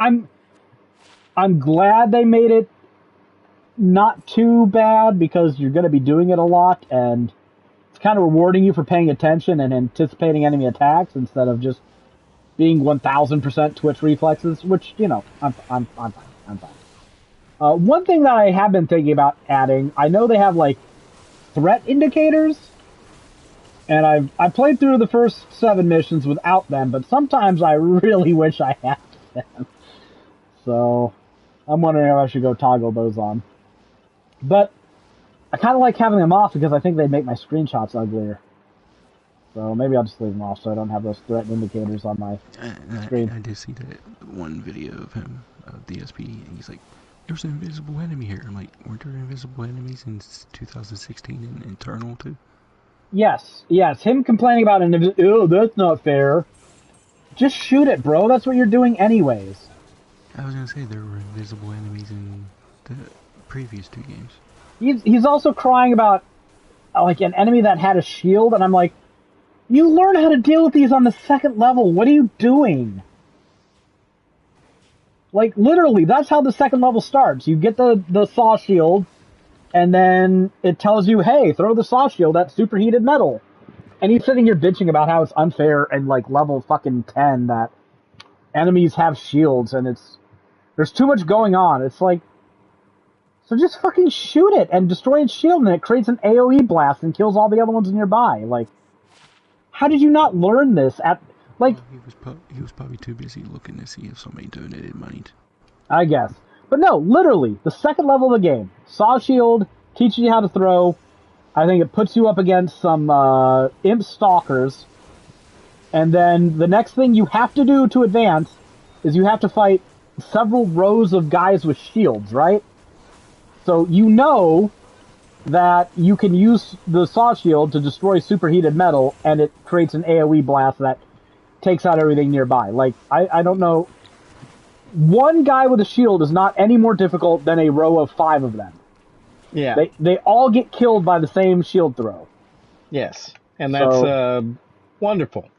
Yes, it's very... You know what I'm looking at? For some reason, I missed that I could upgrade my shield. I don't know why. Jesus, that's like the first thing I did. Well, the first thing I did is shotgun. And it's just like, I had money sitting left there. I said to my guy, don't save your money, and I saved my money. I had like 500 gold. I was like looking at upgrades, and I'm like, oh, hey, look, I can upgrade my shield. And one of the things like allows you to destroy plasma shield guys with your shield throw. I'm like, well, I'm gonna get that because I hate switching to that fucking plasma gun to deal with those fucking things. Like, I guess one minor complaint I have about Doom: The Dark Ages is I don't really like the radial menu. Like the selection wheel for your weapons doesn't feel good to me. I don't know. It's a pretty standard. Feel like that's a. It's pretty standard. Maybe I'm just not pressing far enough down when I want to like switch to my shotgun, which is on the right, I think. Because I feel like I have to fuck around the analog stick to get any selection to show up. Maybe that was just when I had fewer weapons. I don't know. Doesn't feel good. Doesn't feel responsive. There's something that I hate in Fantasy Life. Is that because it has multiplayer, and if you press the left stick in, it brings up a menu for like greets and stuff like that. Oh. And I press that fucking thing all the time. I do have, like, here's another minor complaint. I don't like that sprint is L3. I know that's sprint is often L3 in games. So it's not, outrageous. But I feel like I want to be sprinting all the time, and I feel like depressing the L3 button is too much effort for when I want to be sprinting, and it's not something I want to toggle all the time. You know what I'm saying? I know there's an option just to have yourself always sprinting, but sometimes I don't want to sprint. So minor nitpick there too. Also, I'm stupid and I have trouble remembering whether R1 or L1 opens up my my weapon wheel or throws my shield, so I usually do the wrong one. But that's not the game's fault. That's my fault. Can't blame id Software for me forgetting what buttons I'm supposed to press. You know what you should do, Nathan? It's amazing I haven't died in this game. You should send Greg that video of DSP. He doesn't want to watch DSP. He doesn't want to watch DSP. Just send him that video of the Bayonetta. Of the what? The Bayonetta. Bayonetta? What's that? Oh, Bayonetta! Okay. I was about to go, really? Really? No, I have fucking, like, 80-year-old man ears. I can't hear. It's bad. I thought I'd seen bad shit before, but holy crap, like, as a, like, deflection mechanism, as a way of endearing myself to people, I like to self-deprecate, right? It helps soften the blow between my bouts of narcissism, but I'm not that good at video games, but I'm watching this motherfucker. I'd never seen this clip before. Jared's had a hate boner for DSP a lot longer than I have. This guy's playing Bayonetta, and, like, there's a tutorial section at the beginning of the game where you gotta, like, follow a guy because he jumps over a fence. And I guess DSP's not paying attention. I guess he's fucking, like, whacking off when he thinks the camera's not on him or something. And he can't figure out what to fucking do. So as one does. He's complaining about the fucking game, calling the developer stupid, trying to jump over another fucking wall, shooting at things that he can't, shooting at scenery. It's like literally 8 minutes of this fucking idiot not figuring out how to fucking do a basic fucking tutorial. I think it's actually worse than that fucking Cuphead video, which is amazing because the guy who did that Cuphead video isn't like a real gamer. He's just a tech dude that sometimes ends up writing about video games, which he should stop doing. I had more sympathy for him. Just an old dude who didn't have the honed Apex Predator gamer reflexes to do a double jump and air dash. But then I found out that he'd like written a fucking angry review for Mass Effect because he never learned that you can distribute talent points, and he was complaining that the game was like impossible. Yeah, that's rough. It's that's a rough one to swallow. But no, I think this DSP Bayonetta clip is actually worse because it's like, this is all you do. Literally nothing else with your fucking life except play fucking video games. This is also a motherfucker who said that I can play pretty much any video game at a professional level.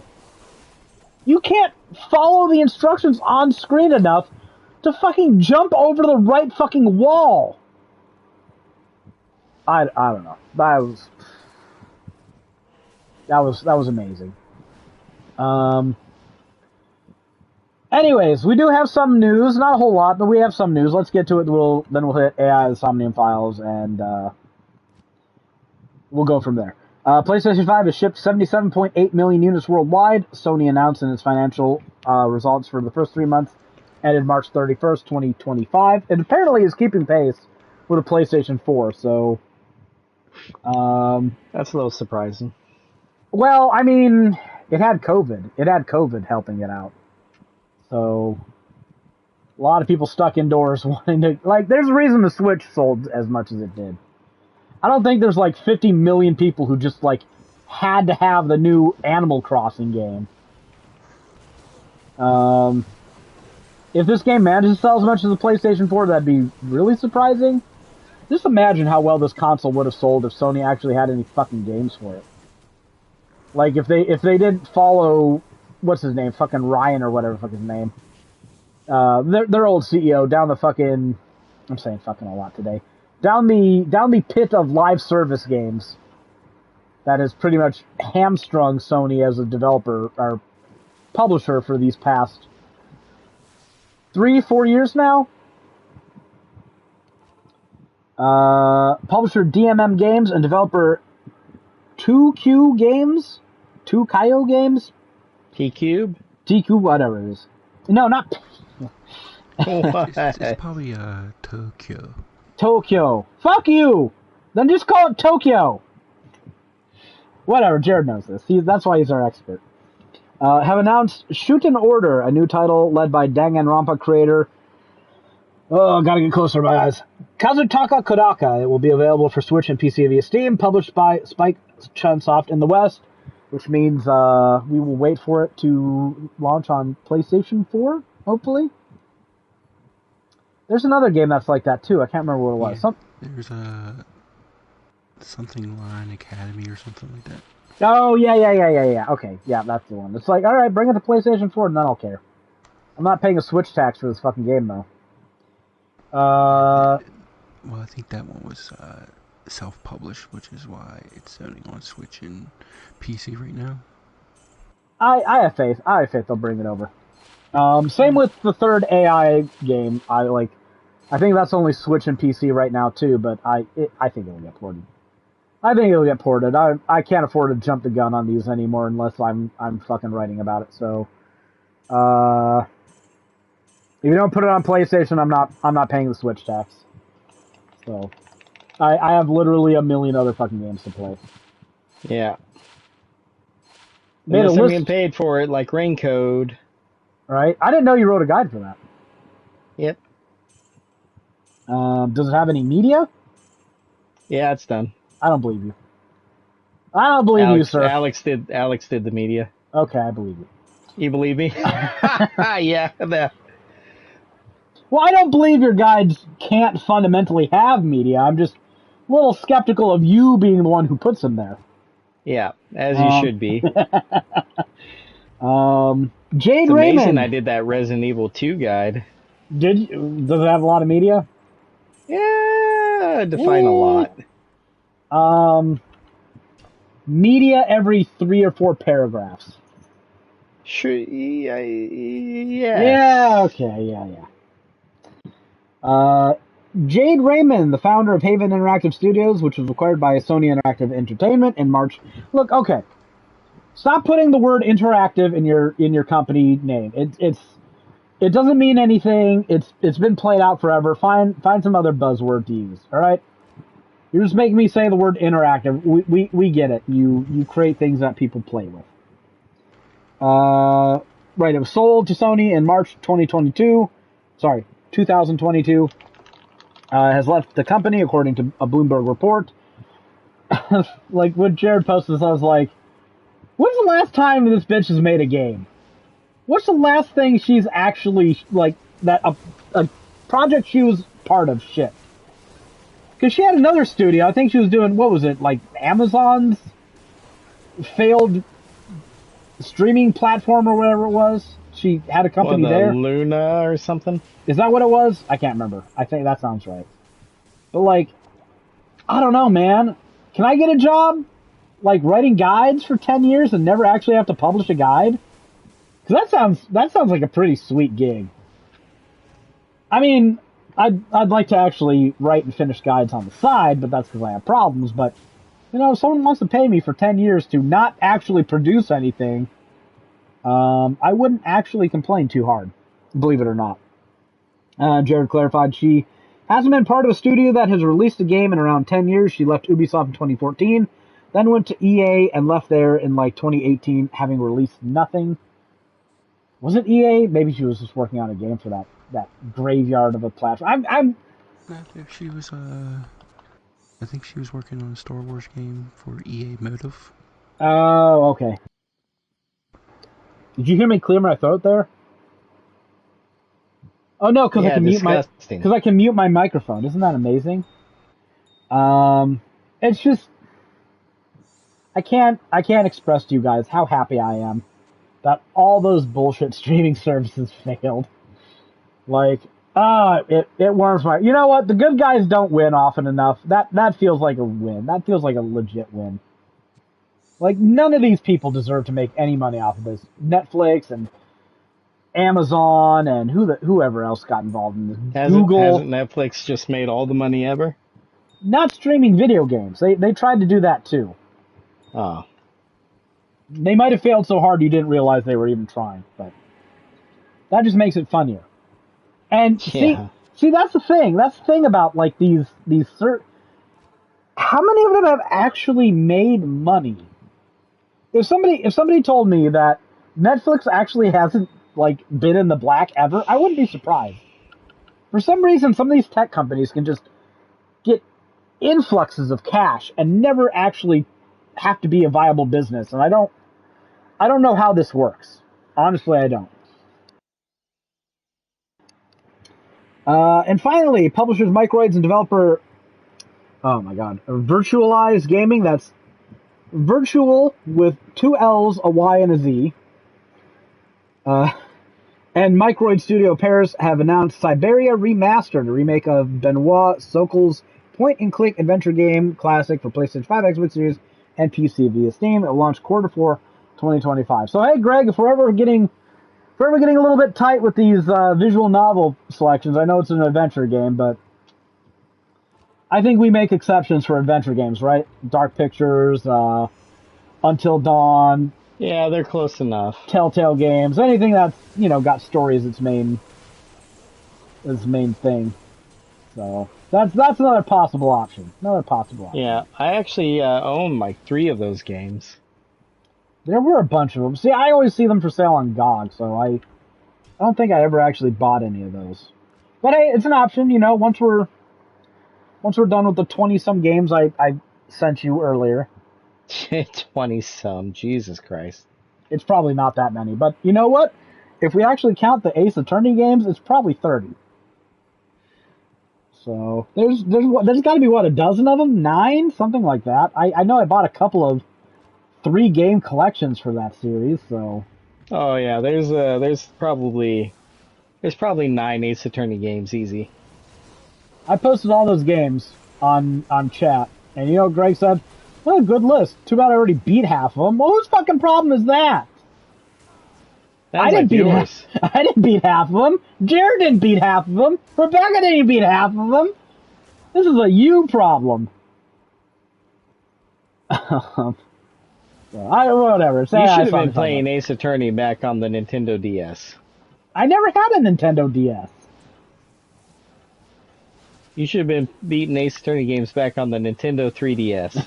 Okay. That's fair.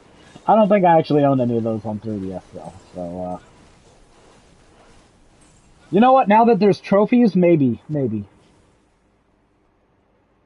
Alright, and that is it for the news. VN chat, hold on, I gotta scroll up because I've been writing this shit. Was it just me, or was day 4 in the blue route just ridiculously long? I can't remember what day 4 in the blue route is. Alright, Jared, this is the time to hop off because I think you're still on day 3, right? Yeah. Alright, so stop paying attention to me. We're gonna cover blue route Right, if you care to. Alright. I'll just wait a bit.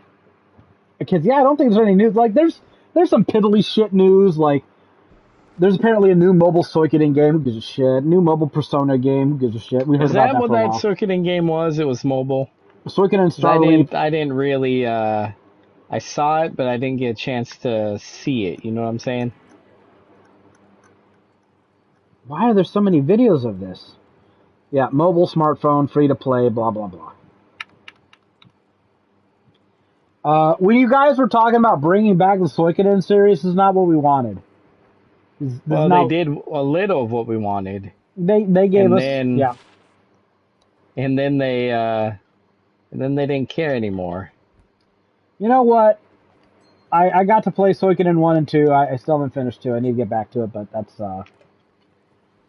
gonna wait. That's gonna wait a while. I got to play those games, and I didn't have to pay $200 to buy each one, so fair enough, Konami. But when you tell fans that we're gonna bring back, so we're gonna make more games, and we're gonna treat it like a big IP, no one wants it to be mobile. No one wants it to be mobile. Well, that, and is it even new? Like, is this something they've just had in Japan or something? I have no earthly idea.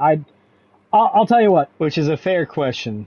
We're not a news channel. We talk about news, but I'm not here to like divine the truth about everything. My veracity on this podcast is different from what I strive for in guides. I see mobile, I see free to play, I don't give a shit. So I couldn't tell you what any specifics about this game are. Fuck it. It's on a phone. It's got fucking microtransactions, I'm sure. Not for me. I don't want to deal with it. Okay, so I remember writing a lot of notes for this day, and honestly, Blue Route is kind of boring in places. I will say this. Date is often an incompetent... Now, he's not really a detective, but he's kind of... So I'll just call him a detective. You know what I mean, colloquially. He's often incompetent. He's often incompetent. He's at his most incompetent in Blue Route. And it's not particularly close. He bungles everything. We talked last time we did VNBC about how he, like... Iba manages to call that fucking cell phone they found on the merry-go-round with Shoko, and he's like, this is Konami Tate, fucking MPD or whatever the fuck, and they hang up. I'm just like, what are you doing announcing you're a cop? Of course you're gonna hang up, you moron! So, but surprisingly, that is not the height of his ineptitude in this route, which is staggering. So Abyss headquarters at the start of the day. Boss is irredeemably horny for some reason, constantly making sexual references while investigating office items. Date should really report her to HR. Yeah, that's the pot calling the kettle black, though. Well, he keeps some of it internal, right? Some of it. Oh, God.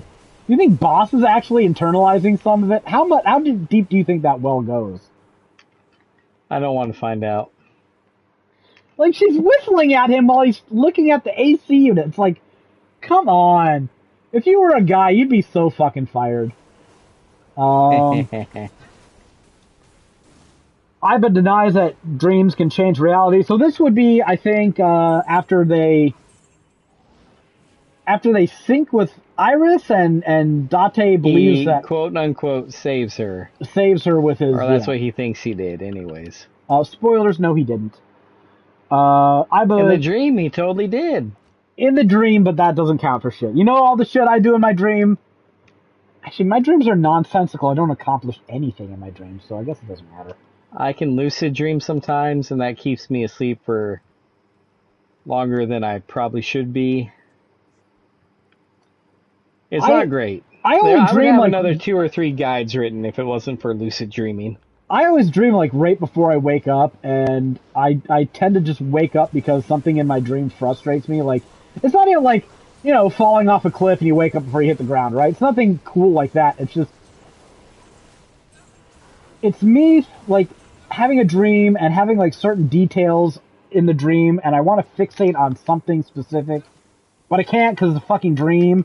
And I guess I'm slowly gaining consciousness, so I try to fixate on certain parts, but I guess I'm slowly shifting between dreaming and just trying to remember what the dream was at some point, and I just become aware that like the fun ambiguity of the dream is over, and now I'm just sitting here going, God damn it, how the fuck?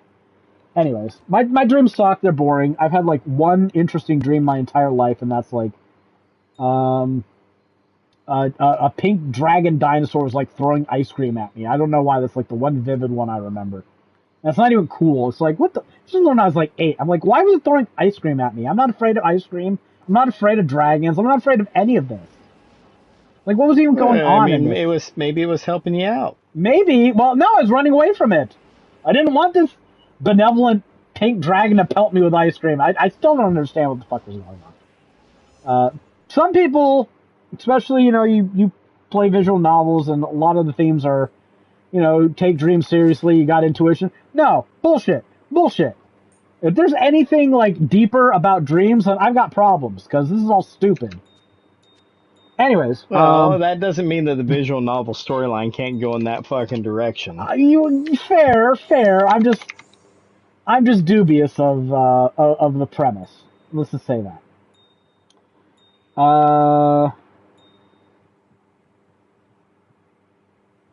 She says that Date saw him with Mizuki, where he saw Iris's corpse originally, is affecting his mental state.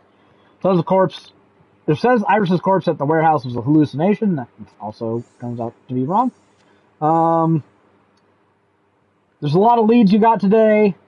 God, there's a lot of leads all over time. You know, a lot of these details seem more important when I was writing this up than they do now. After you do this like 4 more times. You know how many times I searched everything in Boss's office? Like, a dozen times. And I think it was worth it maybe twice. Car ride to the first location. Iba says inmate 89 tried to contact So through his secretary. This is kind of referencing the red route. I think this is where you get introduced to 89 in the blue route. Just to recap, 89 is in jail for multiple counts of murder. He was in prison 6 years ago. I remind myself, Date's eye, yes. Hitomi got shot. Shoko Renju divorced, yada yada. 89 is supposedly an assassin named Falco. And Date wants Boss to bring 89 to Abyss for questioning. You get to the Tsujima residence. You get nothing out of So. He's lying about Iris. He claims the secretary never told him about 89 calling. He threatens Date and leaves. Date gets worked up and to no productive end. Cold storage warehouse. Date arrives at 9 p.m. CSI was here at 10:30. This is when they, I guess, are looking for that body. Iba doesn't know why it took so long for CSI to arrive. Do we ever find out why it took them an hour and a half to arrive at the scene where a body had been found? I don't think that ever gets tied up. Nothing else here. Kind of a waste of time. Go to Marble, find out from Mama that Renju has been affiliated with the Kumakura since high school. Apparently saw a lot of dead bodies. The Kumakuras preyed on the elderly. Mama says Falco is connected to the Kumakuras. Invites Date back later. This trip also seemed like a waste. Lots of driving around and not getting a lot of information. Especially if you played through all of Red Route. Saga in residence. The family drawing on the wall does not include Iris's father, rather a man Hitomi was dating 6 years ago. Again, I am very excited every time something happens 6 years ago in these notes I'm making. I put a little exclamation point there because I'm taking notes, Greg. I'm trying to solve the mystery. Yeah. I like. Again, little diversion here. If you want to write like a murder mystery or something, you should I should be the one you test on it because I am completely useless. I tend not to take notes. I tend to follow the story hook, line, and sinker. I'm usually generally pretty happy to swallow whatever's going on. If there's like a big plot hole, I'm probably not going to notice unless I do like a second read, watch, play, whatever. So I'm like the perfect audience for these. Which is to say I'm too stupid to find out that you did a bad job. So, if there's like some big plot hole in this game, I haven't yet that there's some things that I got issues with, but I didn't, if there's a major plot hole, I didn't see it. Hitomi met this mysterious man near a shrine. He was injured and criminals were looking for him. She took him to an underground clinic to get treated. This made me go, how does she know where an underground clinic is? A mob-affiliated clinic, whatever the fuck is going on. Like, everyone in this game has to be a little bit fucking shady to make anything work, right? Yeah, I think I'd agree with that. Like, do you know of any mob clinics? Oh yeah, I have one just down the street. Just down the okay. Because if I need to get a bullet removed, just, on the down low, I got nothing. So I could use the hookup, maybe. I don't know. Depends how this economy goes, right? The mob doctor took her criminal boyfriend to be... Wait. Oh, he was one of Renju's friends. Renju's just all about that criminal life. Ain't the fucking half of it. The gunman who shot Hitomi was after her boyfriend. She dated the mystery criminal for 3 months. One of the things that I have a problem with, now that I'm pretty much done with the game, I think 3 months is too short of a time for the relationship they want Hitomi to have had with this guy to make sense. Like 3 months. 3 months. 3 months is nothing. I don't know, man. 3 months is awfully short for what they want to be portraying here. Like, I get why they shortened it, but I'm just not sure that works. Hitomi had Iris when she was 19. Her parents died when she was 17. Said Renju helped her out sometimes. Iris apparently has a compulsive need to dance. Fractured her leg by jumping off a jungle gym when she just had to dance. Kids, man, I don't know. Iris only cried twice, when she broke her leg and when Hitomi got shot. Then you go to Lemniscate. Iris is mad at Date because he flaked on their date. Aiba gets excited by Terraphilia cameophilia? I can't even say it. One of the gags this game does a lot is you'll investigate a plant. Aiba will see a bug on it. She will say its Latin name. Very, very quickly and excitedly, and that's pretty much the gag. Like, she said this complex word without stuttering like a layman idiot like me. This bug that she's super excited about, I decided to look it up. It is a common katydid. So see, there's my research prowess there coming again. Iris tries to blackmail another date out of Date. Last one, Date says he saw her corpse. Iris ends up forcing Date to go on a date. I will say this, having to type date and Date interchangeably was a little bit weird. So, I'm sorry, Japan, you're just going to have to change your entire culture and language because this doesn't work for me, brother. Get it? It's funny because Date and date spelled the same, right? Horrible. Never mind, you're no fun. Back at Abyss headquarters, boss gets 89 for Date. Pewter accompanies you to the interrogation room. 89 says he talked to So directly and told him to call someone, but doesn't say who. Says nothing of value before beating up Date, stealing his gun, and taking Pewter hostage. So that was great police work there by Date again. In Boss's office, you talk about 89's escape. You learn that 89 planned the escape, and Renju picked him up. Renju looking awfully sus at this part in the story. Oh, wow. I got a really good Grand Charm. show that to Rebecca and make her jealous. Momo calls with info on Renju, demands you bring him Iris. What a weeb. Back at Lemniscate, Dante picks up Iris, apparently Shovel Forge's slang for dating, as well as the game's Minecraft ripoff. It makes sense in hindsight, but when Iris kept talking about Shovel Forge in ways that didn't really make sense if you were just talking about the game, so that explains that, in case you were wondering. You go to the Kumakura office, Momo meets Iris, who performatively cries about Dante. Momo threatens to feed Dante to the fishes. It's a dumb skit played for laughs. You get several leads. You go to Sunfish Pocket, you meet Mizuki there. The mermaid at Sunfish Pocket says Renju was here yesterday. Dante just missed him. What a shame. How about that? Just keeps barely not crossing paths. He was apparently looking for Iris. And I'm asking a question. Renju wasn't the one who visited Iris last night? Because that's my guess at this point.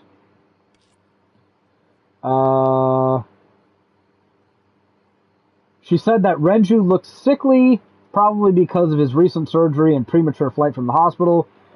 Mizuki claims she's fine and gets angry at Date unprovoked. Normal, the mermaid takes you away and tells you Mizuki was crying early and suggests that Mizuki doesn't want to be alone right now. What a narc. I believe that Mizuki does in fact get left alone after this, so Mizuki in the red and yellow route is far more important than she is in any of the other routes. She kind of falls off. She kind of falls off in importance, which is unfortunate for Mizuki. But you know what? I think she plays a prominent role in the sequel, so it works out for her. Mizuki claims to know nothing about the cold storage warehouse her father's family owns, but Thermals reveals she's lying. Nothing comes from this right now. I also want to say this, if detecting someone's thermals via infrared was such a great way to tell if someone was lying or not, I think it would be used more in actual police settings. Actual police work? Yeah. I'm just dubious that looking at somebody with, not infrared, it's not infrared, is it? I can't remember what it's called. Looking at people with predator vision, there we go. That's my age right there. I just don't think that's a truth serum like this game wants to portray it as. Lots of chatter that goes nowhere. Iris refuses to talk about her nighttime visitor until the date is complete, a seemingly arbitrary goal. Renju scouted Iris Young. She used to compete in track. Iris dances. It's terrible. I would say don't quit your day job, but probably makes more money than I do, so what the fuck can I say? Akumi Shrine. Iris swoons near the shrine, plays it off as a misstep. This serves to get them to sit down and talk. Iris talks about her uncle, who disappeared 6 years ago. Hitomi's boyfriend, no bonus points for guessing that one. That's pretty fucking obvious. Claims he came up with the name Aset. And one of the reasons she's an idol is in hopes that she'll get famous enough that he'll see her and contact her again. Unless that, like, your music videos are playing in a certain facility, I don't think that's going to be the case, but... where do we go from here? Alright. You take Iris to the cold storage warehouse. Again, second trip there this day. Dante explains thinking to Iris, which seems like something he shouldn't do. Isn't that confidential? Like, I'm pretty sure... Probably shouldn't do. I'm pretty sure we've been told in other routes that this is like a state secret, right? Oh well. Yeah. Iris's Codex page says she's a high school senior, but while talking about nanotechnology, she mentions her college professor. 3 out of 10. You done fucked up, game. I caught you. And I'm on to you. She can't have a college professor and be in high school at the same time. Fraud-ass game. That attitude. I mean, I guess you can take, like, advanced placement courses, but for some reason, alright, maybe I'm being a little bit biased here, maybe I'm being a little, not ageist, maybe I'm judging a book by its cover. Something tells me that Iris isn't taking advanced placement classes in college. Just a vibe I get. Lots of confidential techno babble that serves no real plot point. They also, I think they talk a lot about like mythology and where she got the name Iris and Aset from.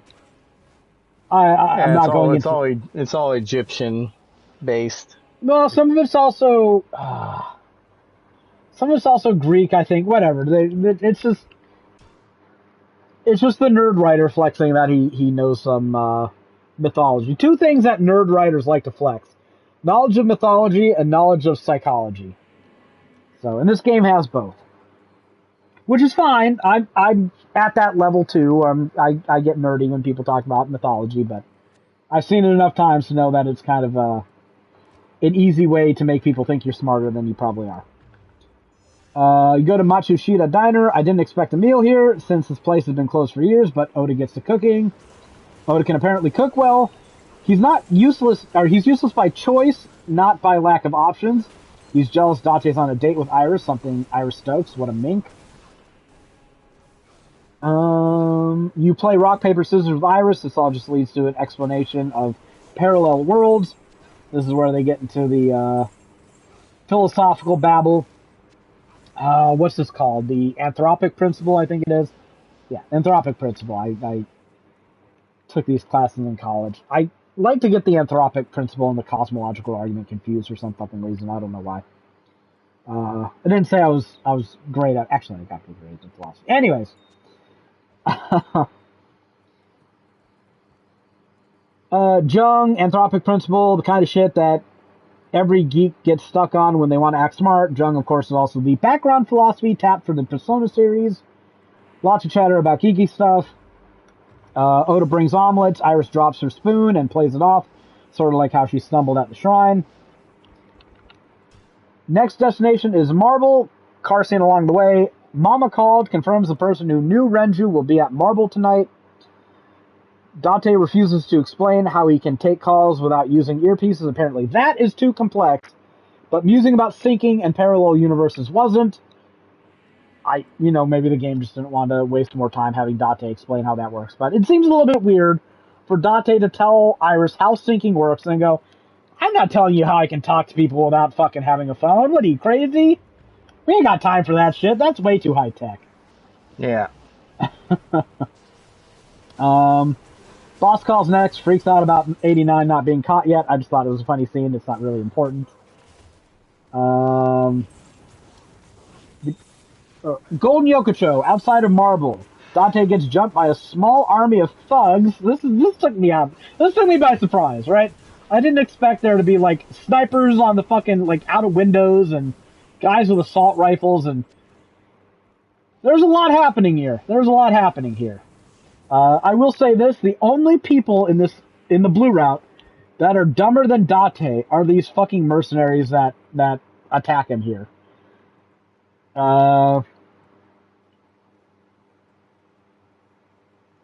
Right, so it's a small army of thugs wearing flak jackets, masks, wielding automatic weapons, including a sniper, yet one of them tries to stab Date to start things out. I don't know why that would be your first move, but this is one of the few competent moments Date has where he goes kind of ninja on the first two, and then, realizes that there's just a bunch of them that have him outgunned in the street ahead.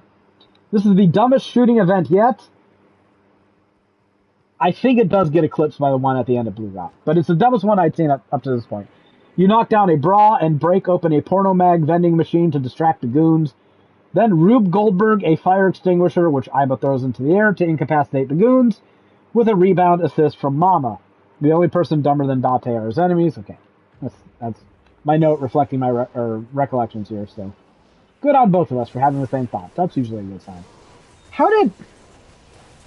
Now that I think about it, how did Aiba know that Mama was going to open the door at that moment to deflect that fire extinguisher? Yeah, crazy. Crazy is one word for it. It's not the best word for it. Bullshit. Whatever. It's so stupid you can't even get mad that it doesn't make sense, because it's a bunch of fucking armed mercenaries looking at a broad panties that fell off a clothesline going, oh my god, can you believe it? Do you guys not make enough money? The rare and legendary, they called it. Can't you guys hire prostitutes? Can't you pay for used underwear? Can't you just... It's like it was washed. Can't you just buy some ladies' underwear? I don't know. This is really stupid, but whatever. It's also kind of funny, so... fair cop. After this, you're back at the Date residence. For some reason, you go home instead of meeting the mystery Renju knower at Marble. I think they do explain why. I guess we're here to keep Iris safe from abductors. Date thinks Mizuki will be safe at Sunfish Pocket. Guess he's not aware of Red Route. Weird that Mizuki has been at the Maid Cafe all day.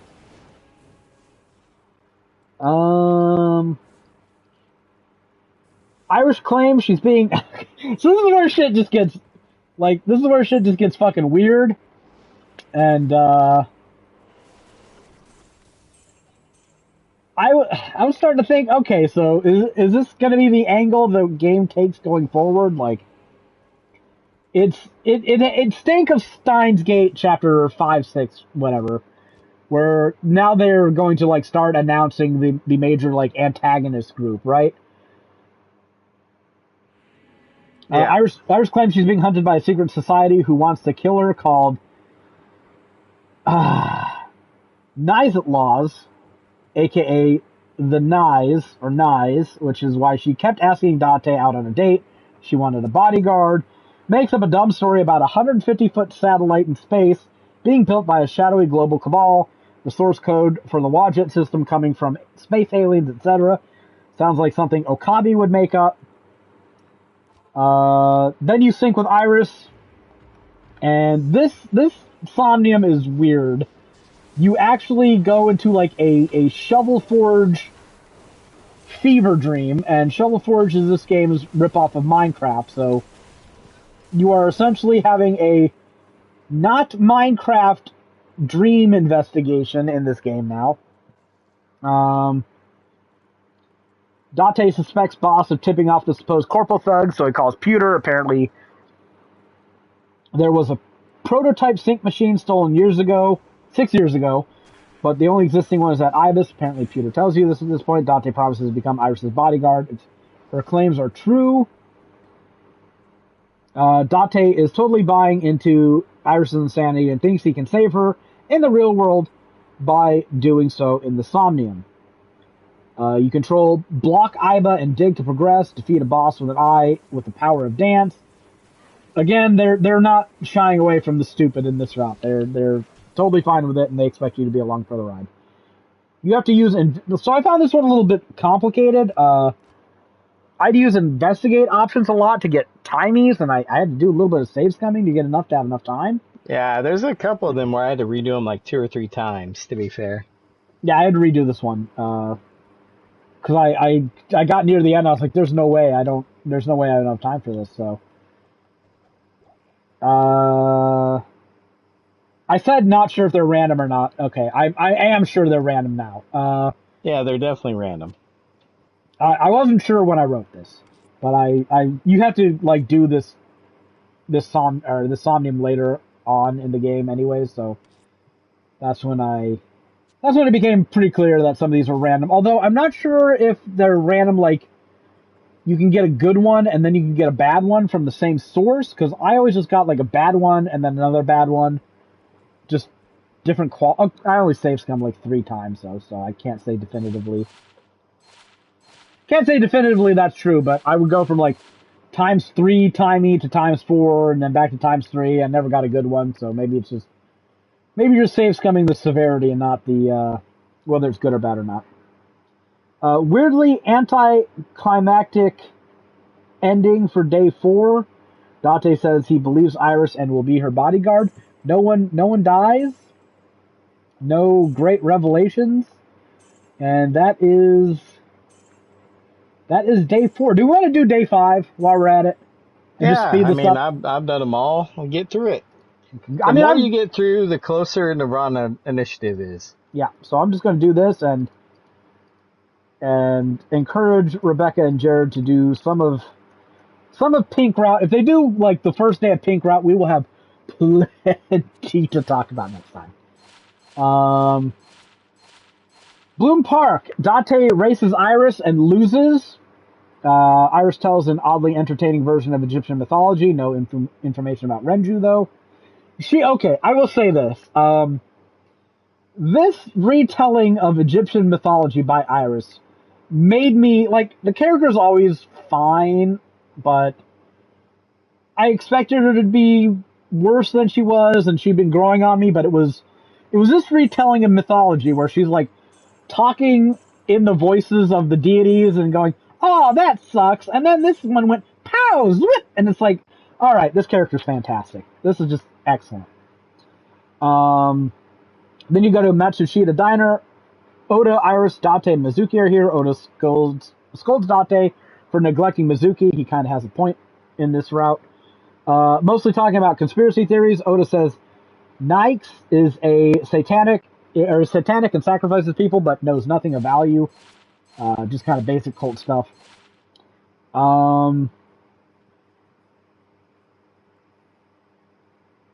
Tsujima residence. So you move on to Tsushima's next. Satomi and So are talking by the veranda. A little bit sus there. Wait, that is sus. I totally forgot that happened. What the fuck? Say that again. Hitomi and So are talking by the veranda. So this would be after the split for Pink Route happens, when you find out why that's sus. That's really sus. I forgot this happened, that those two were seen talking to each other.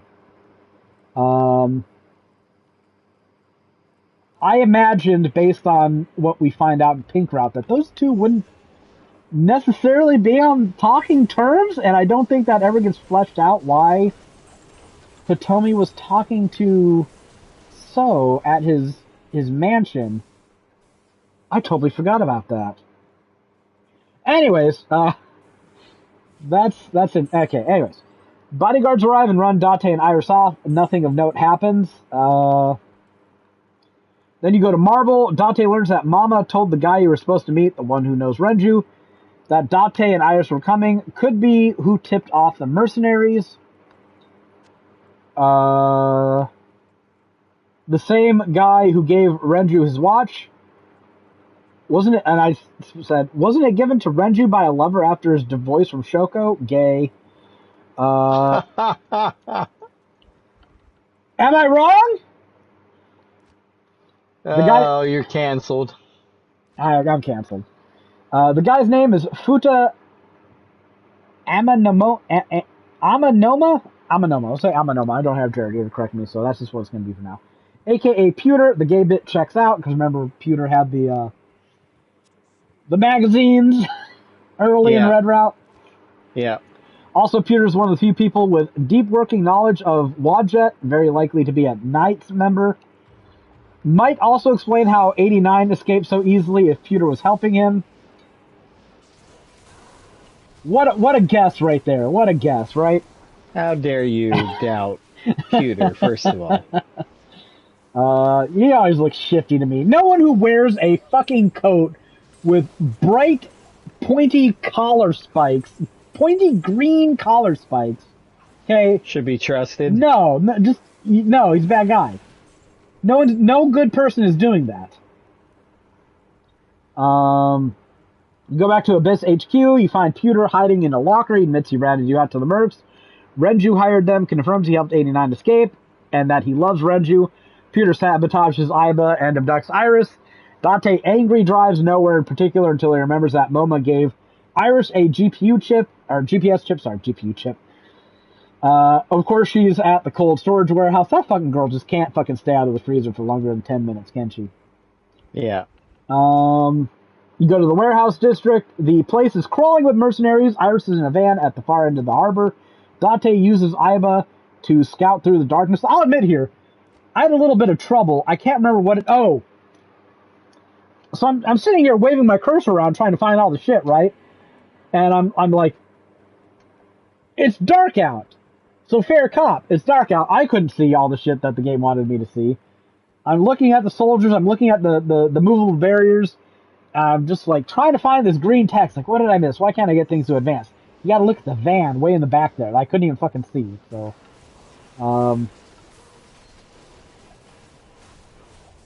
Moma shows up with an ATV as they scheme. Ota shows up in his mom's van with Mizuki in tow. Moma has a weird habit of just, like, showing up when Date really needs him and being, like, a surprising savior character, doesn't he? Yeah. It's disgusting. It's weird. I played through the entire Red Route. I did not have Moma pegged as a important heroic NPC. All right, I'll just say that. Yeah, I didn't either. Let alone an NPC I should care about. Right? This game has a lot of castaway NPCs who end up being a little more than they seem. Aiba contacted them when everything went tits up. Stupid AI. After some initial animosity, they play the A-set game and decide to work together. Iris is a cult. Another shooting event. This is probably the dumbest one. I'm not sure it's the best. It might be the best one. Date gets emotionally distraught about destroying a porno mag. Worse when he has to throw away pilfered underwear. Apparently he went back and took all those things that he used in the last shootout outside Marble. And they had been his newfound treasures that he was loath to part with. But he did. He had to save somebody only. To save somebody, he was willing to throw these useless pornography and gauntlets. Greg, have you ever bought a porno magazine? Yes. The closest I've gotten is buying an issue of Heavy Metal. Heavy Metal? Yeah, I remember Heavy Metal. That was for the art, though. That was for the art. Uh-huh, yeah. As one does. But I don't, like, view these as, like, great have I value collectors. Like, I don't, is there's, like, sentimental value to them? I just don't understand why Date is so, I know it's played for laughs, but I don't know. It just seems weird that a 30-year-old adult is getting sentimental about a porno mag. Hey, it's important to the guy. I guess so. Rebecca, did you ever buy a porno mag? I don't think so. At the end of the day, I think I'm just too much. I may have lied to you. It may have been a movie. A movie? What a fucking slut. Jesus. Yeah. You paid for that shit? When the internet exists? I can't. But did the internet exist? Oh, yeah, I guess. Well, maybe not in Idaho. Maybe not back then. I don't know. Well, if he was, like, found some of his dad's stash. That's what I did. I stole my dad's stash. I didn't pay for shit. But then, like, got yeah, that may have been. That may have been more of what happened. I remember it. My dad, he didn't have any official. Did they even have official porno magazine or movies back then? He had some bootleg. It was fucking like XXX Behind 9. I became a man to that tape. So he was such a loser, he couldn't even buy his own. He had to borrow some, use a VCR, and fucking. I don't know where he got it. He was in the army. Maybe one of his fucking motor pool buddies gave it to him. I don't fucking. That's how I got a bunch of Sega Genesis games. Who knows? Maybe they gave me secondhand porn too. God, the military was great for a kid. Anyways, done with the TMI segment of this. After 2 of these sequences, Mizuki goes pipe mode and attacks. Bit of button mashing later, and we've got a new trophy.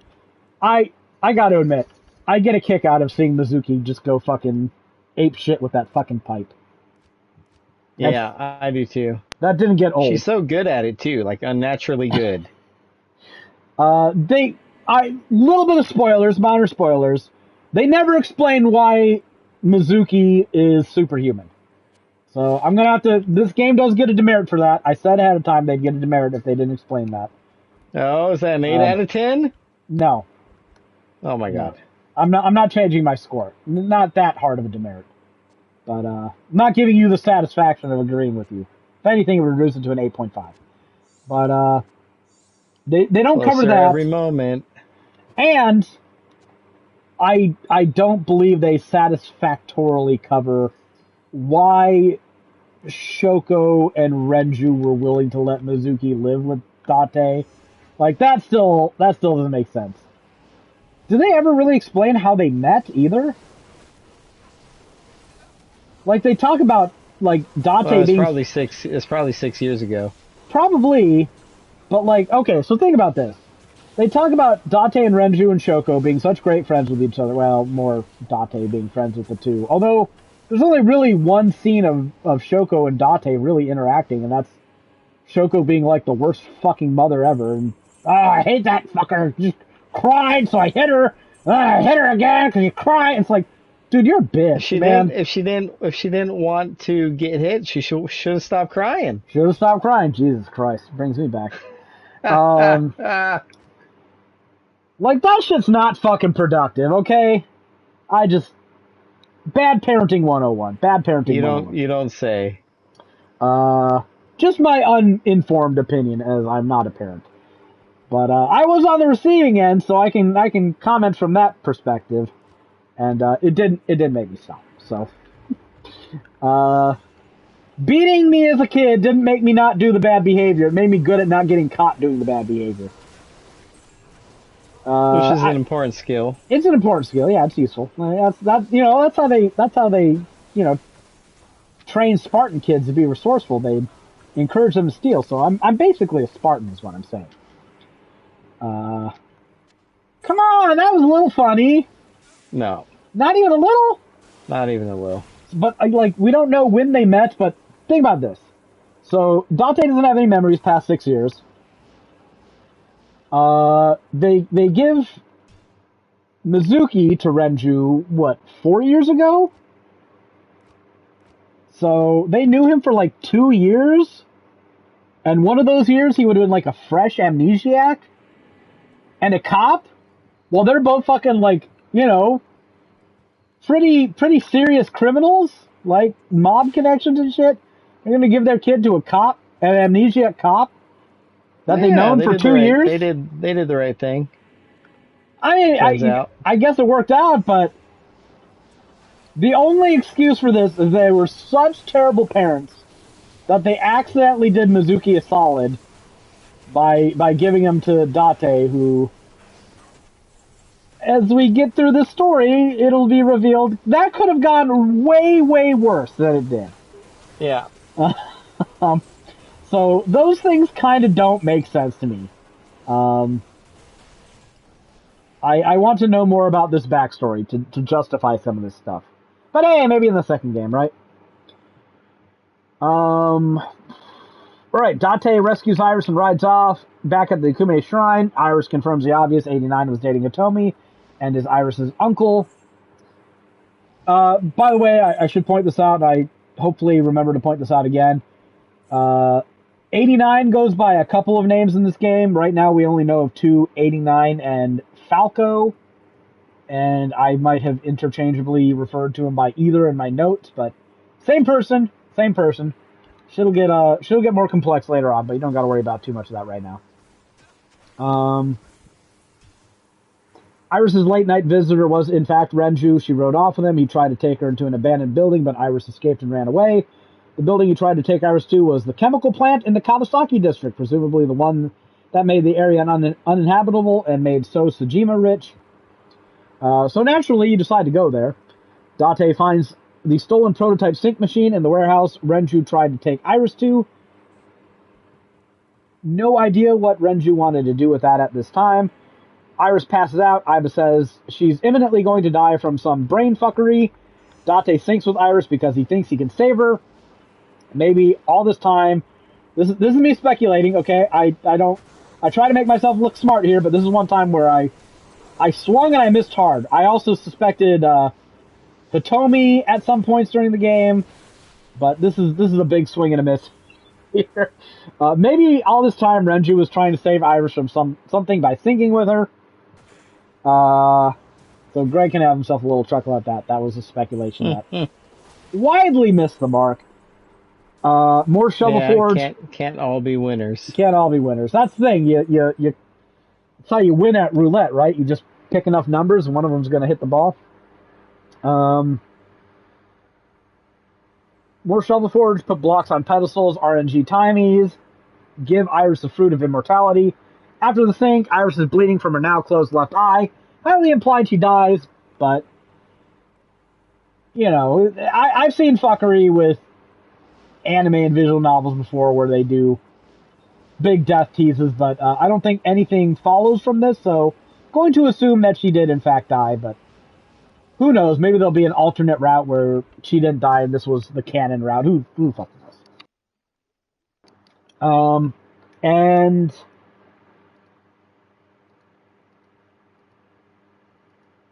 let me see. Right, so Rebecca covered Green Route, but I went into a little bit more detail. Some things that I either forgot or weren't covered or whatever the fuck, so I'll just a little bit about Green Route, first starting with Day 3, Red Route, where you switch to Green Route by, I think you're syncing with Iris and you're in that weird fucking place where there's like a bunch of murdery shit and CRTs and all that. Spin the dial on the CRT to move on to Green Route. This immediately changes the tone of the sync to focus on the original Cyclops killer. In all the murder videos, there are always two figures, one red, one blue. The blue one seemed to do all the killing while the red watched. You see a reflection of a bloody-faced Date in some broken glass at the end. Another victim is being stabbed blue. I speculate it was Date red. No, as it turns out, but not too far away. There's complications here. Pewter shows up at the cold storage warehouse after Date fruitlessly searches it. Doesn't want to divulge info when Boss is around, says there were two killers in the old Cyclops case. Rohan, who exclusively stole the eyes of dead women, and number 89. Yeah, he was just there for the eyes. Not creepy at all. He does say that. 89. I guess, yeah, okay, that makes sense. Yeah, so apparently, yeah, Rohan was just in it for the eyes, and I think this was covered. He got his ass beat when he was a younger mobster. I can't remember if he got hit in the face with a bat or something. It fucked up his brain, and he has some hemispherical disorder with his brain where makes him a little bit fucking weird. So that's why he's fixated on. He can't like recognize people's faces. He can only like remember the right side of their face. So that's why he took their right eye. And also, there's a little bit of fucking kink fetish shit because he liked taking the eyes of young girls that were already dead. So, he was also a murderer, but he wasn't murdering these ones. Murderer as in he was a mobster, and you know, he almost certainly killed people directly, but at the very least, he told people to kill other people. So. Murderer, but he wasn't killing these girls. That was the blue figure, 89 apparently. Ota's mom just blames Date for Ota's death. This is after you get a video of the polar bear sawing. Such a weird sentence. The polar bear sawing Iris and Ota in half at the abandoned fish warehouse. And then you got to go talk to Ota and Hitomi. But Tommy's voice actor did a really good job of grief here with the sobbing and stuff. I can appreciate that. Hitomi says Ota was also her student once. This makes me go, did she teach anybody in this, like everybody in this game under the age of 20? Because it seems like she did. Actually, no, even younger than that, because Ota's like 22, 24, something like that. Yeah. It's her, right? She's going around killing all her students. Killing all her students just years later, right? Yeah. See, I was right. I was right way back in the day. Game's solved. She says she visits somebody in prison several times a year, probably number 89, given the other routes. And she saw Shoko at the prison during one of the visits. Mama goes into more detail about the relationship between the Kamakuras and Sosujima. Did I miss that transition where we went to Marble? I must have missed that transition. Anyways. Mentions the land scam, suggests that the chemical plant explosion wasn't an accident, so plans to rebuild the area as a casino town. Kumakuras also own land in Kawasaki, which would benefit them greatly as the land prices rose again. Not to mention, being a mobster in in a casino town is kind of like being a fly on shit. It's where you want to be anyways. Mama claims Ota is linked to the Kamakuras, but her claim is basically just Matsushita Diner went out of business because of the chemical plant explosion, so Ota would naturally hate anybody who caused that explosion. There's not much of a link. Mama, you're supposed to be an informant. I gotta say, in retrospect, I don't think she provided a single bit of fucking useful information in the entire game. Mama? You don't think so? You are terrible at your fucking job. I don't know why Date pays attention to you. You didn't serve him a single drink. You didn't provide him a single bit of useful information. All you did, you fat fuck, is sat there and polished that goddamn fish all game. God damn it. Mama's the useless. fish needed polished. Did it? Yeah. At some point, that fish is either polished or it's not getting polished. I think she crossed that point a long time ago. Right, okay, I know I wasn't going into as much detail, because I'm only reporting things that stuck out to me, because Rebecca told me a lot of this already. So, number 89 confirms that Shoko visited him at prison, claims Shoko was a business partner in the past, downplays the importance of her visit a month ago. Falco tells his backstory from detective to assassin. Peter said number 89 was the other Cyclops killer and incapable of love, a born psychopath, but that's not how Falco describes himself. Because, his romance with Hitomi and playing foster uncle to Iris, not really something a psychopath who can't feel those emotions would do. Or it's all one big lie. Or it's one big lie. This is me speculating in real time as I'm playing through it. Falco wanted to get clean for Hitomi's sake, but for his last job, Rohan ordered him to kill Hitomi and the then 12-year-old Iris. This led to a shootout at Hitomi's that crippled Hitomi. Falco said that he called on an old friend for help. My guess was Boss, because Falco used to be a detective, and the only other old friend cop in the game that has been referred to in such a manner is Boss. Albeit by Date, but whatever. It's not like there's another old cop in the game, right? Falco stops the story abruptly. Date decides to sync with him. Boss was indeed the detective at the scene during the Rohan-Falco confrontation in Hitomi's house. Which, helps lean credence to the Boss is the old friend thing. Aiba hacks Boss's computer, finds video evidence of her killing So Sejima, and that's when I found out that Day 5 green route was still locked, and I had to switch to pink route. So, that is where we will stop with AI Somnium Files today. A lot of this is just going kind of fast. If you didn't listen to the other stuff, then you're not going to get a full picture from any one of these. Play the game is my advice, or listen to the older podcasts. Not my advice. No one wants to listen to us talk any longer than you have to. But you kind of got to build this information up by playing the less interesting days first. So next time on Visual Novel Book Club, the next Sunday's podcast, we will be talking about green and pink route. We can do. Do we want to do both? Yeah, finish it up. Okay, we can do Day 5 pink and Day 5 green. And then we'll immediately start Nirvana Initiative. No, we still got to do Day 6 pink. Ugh. And then the epilogue. So should give the other two at least 2 weeks to finish this up, and then we will do the Nirvana Initiative. I know. I mean, nothing's stopping you from doing it. Nothing's stopping you, but it's a shame they already have a guide for it. Yeah, I didn't realize that. I was like, so we're gonna do the second one, right? Why would we do the first one, not the... they already have a guide. Which is kind of weird. Why would you do 2, but not go back and do 1? You know what? I'm not going to complain. It works out for us, so. That is it for Visual Novel Book Club for this week, and should be it for the podcast.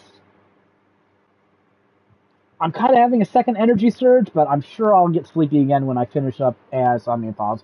Although knowing where I am in the game, I probably have 15 minutes left tops. But I'm sure I will find a way to get sleepy and hit the sack. That's probably what I'm going to do, because I've been up since 4 a.m. in the morning. I'm old. I can't do this shit anymore, Greg. I'm old. My bones are creaking. Yeah. All right, so I might play. I might record chapter 10 and then go to bed. I mean, that's fair. That's fair. Chapter. God, what should I should. I should at least finish everything up through chapter 5 tomorrow. And if we do that, we will have. Does your stuff all have media? Chapter 4 doesn't, but like it's all written up, and I know where the media goes, so it's that shouldn't be too long of a job. Chapter 2 is only half written, but everything that's written has media. I was doing them in tandem. So yeah, when I will be doing media and writing in tandem for chapter 5. So when I'm go for Monday, have everything up to chapter 5 done, and I mean done, media and everything. I even went back and I updated some of the trophy and achievement guide now that you play shit out and you figure out where these trophies pop exactly. So I've been adding links and adding more details to the how to obtain. Yeah, your some trophy in chapter 4 at the very end mentioned something about forging a ring. I was like, no, you just killed the boss here. Where'd forging a ring come from? Oh, did I fuck that up? I might have fucked that up. Yeah, because I was copying. Yeah, I fixed that. Yeah. Where'd you copy that from? I'm I curious. think it was the Time Spinner guide.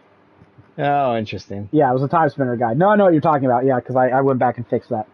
No, yeah, it was like you visiting an alchemist to forge a ring. Yeah. I copied that little box from the Time Spinner guide because I didn't want to remember how to do that properly again. Although the media seems misaligned. I wonder if I can. No, you know what? It's fine.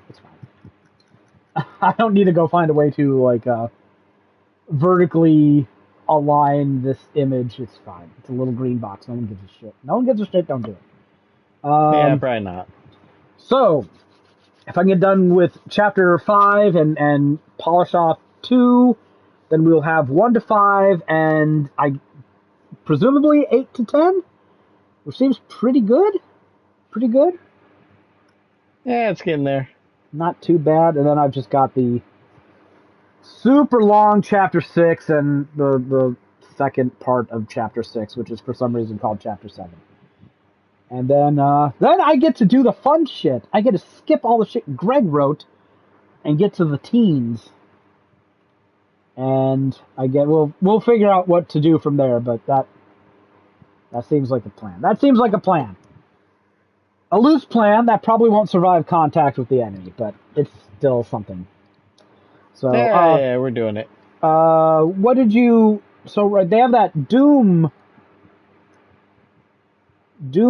1 and 2 standard edition on limited run games. Do you have any thoughts about that? I like the Will It Play edition that they have.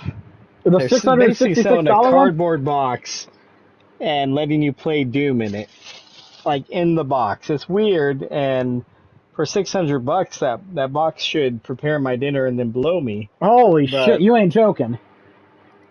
$666. Like, I'll spend. And that's so arbitrary. They chose it for that number. Yeah, so you know it's a waste. You know it's a ripoff. Well, I got it up. Let's look at it. Box that plays Doom. This is the real thing. Handheld Cacodemon. That also plays Doom. Like, that's what I want. If I could just isolate that one bit and get that, that's what I'd be interested in. I don't need the box that plays Doom. Because what am I going to do? Sit here and play Doom on this box? I don't want to fuck up the box. I don't really want to fuck up the Cacodemon. Nobody's doing that. Well, some people are probably doing that. Certificate of Authenticity, worthless. I'll admit, handheld Cacodemon that plays Doom, that's pretty great. That's pretty great. Floating Cacodemon on a magnetic base, that's pretty cool too. I like that. I am a big fan of the fucking Cacodemon from the original 2 Doom games. I love my pumpkin. It is great. Box that plays Doom, the actual game itself, 4 cassette tape soundtrack set. I don't want cassettes, all right? I don't want cassettes. You can put that in there as a cute little gimmick, but also throw in like an MP, like a fucking thumb drive, whatever. And then you get a trading card pack. Now, if I'm being honest, at the very absolute most generous, what, $250? Absolute. You're willing to be ripped off. Oh yeah, they're definitely overcharging. That's for sure. Everybody and their mother knows this. Now it's cool that they have 2 things in here that can play Doom, but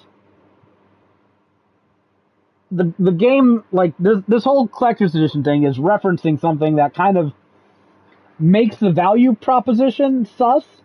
Everything can play Doom. How much money do you think it costs to cobble together a circuit board, a screen, and some input devices that can play Doom? Yeah, I mean, not much. You can do that $30-$40 pretty easily. Put Doom in any sort of cardboard thing and play it. If you're like $30-$40, you're being fancy about it. You're getting half a Raspberry Pi out of that. Yeah, no, you're getting like a whole little what's it called?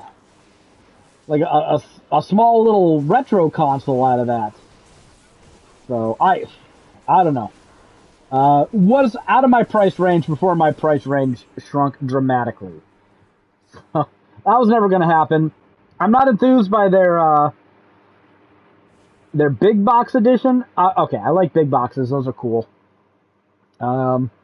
It's $100. You get a big box, you get the game, you get the cassettes, and you get trading cards.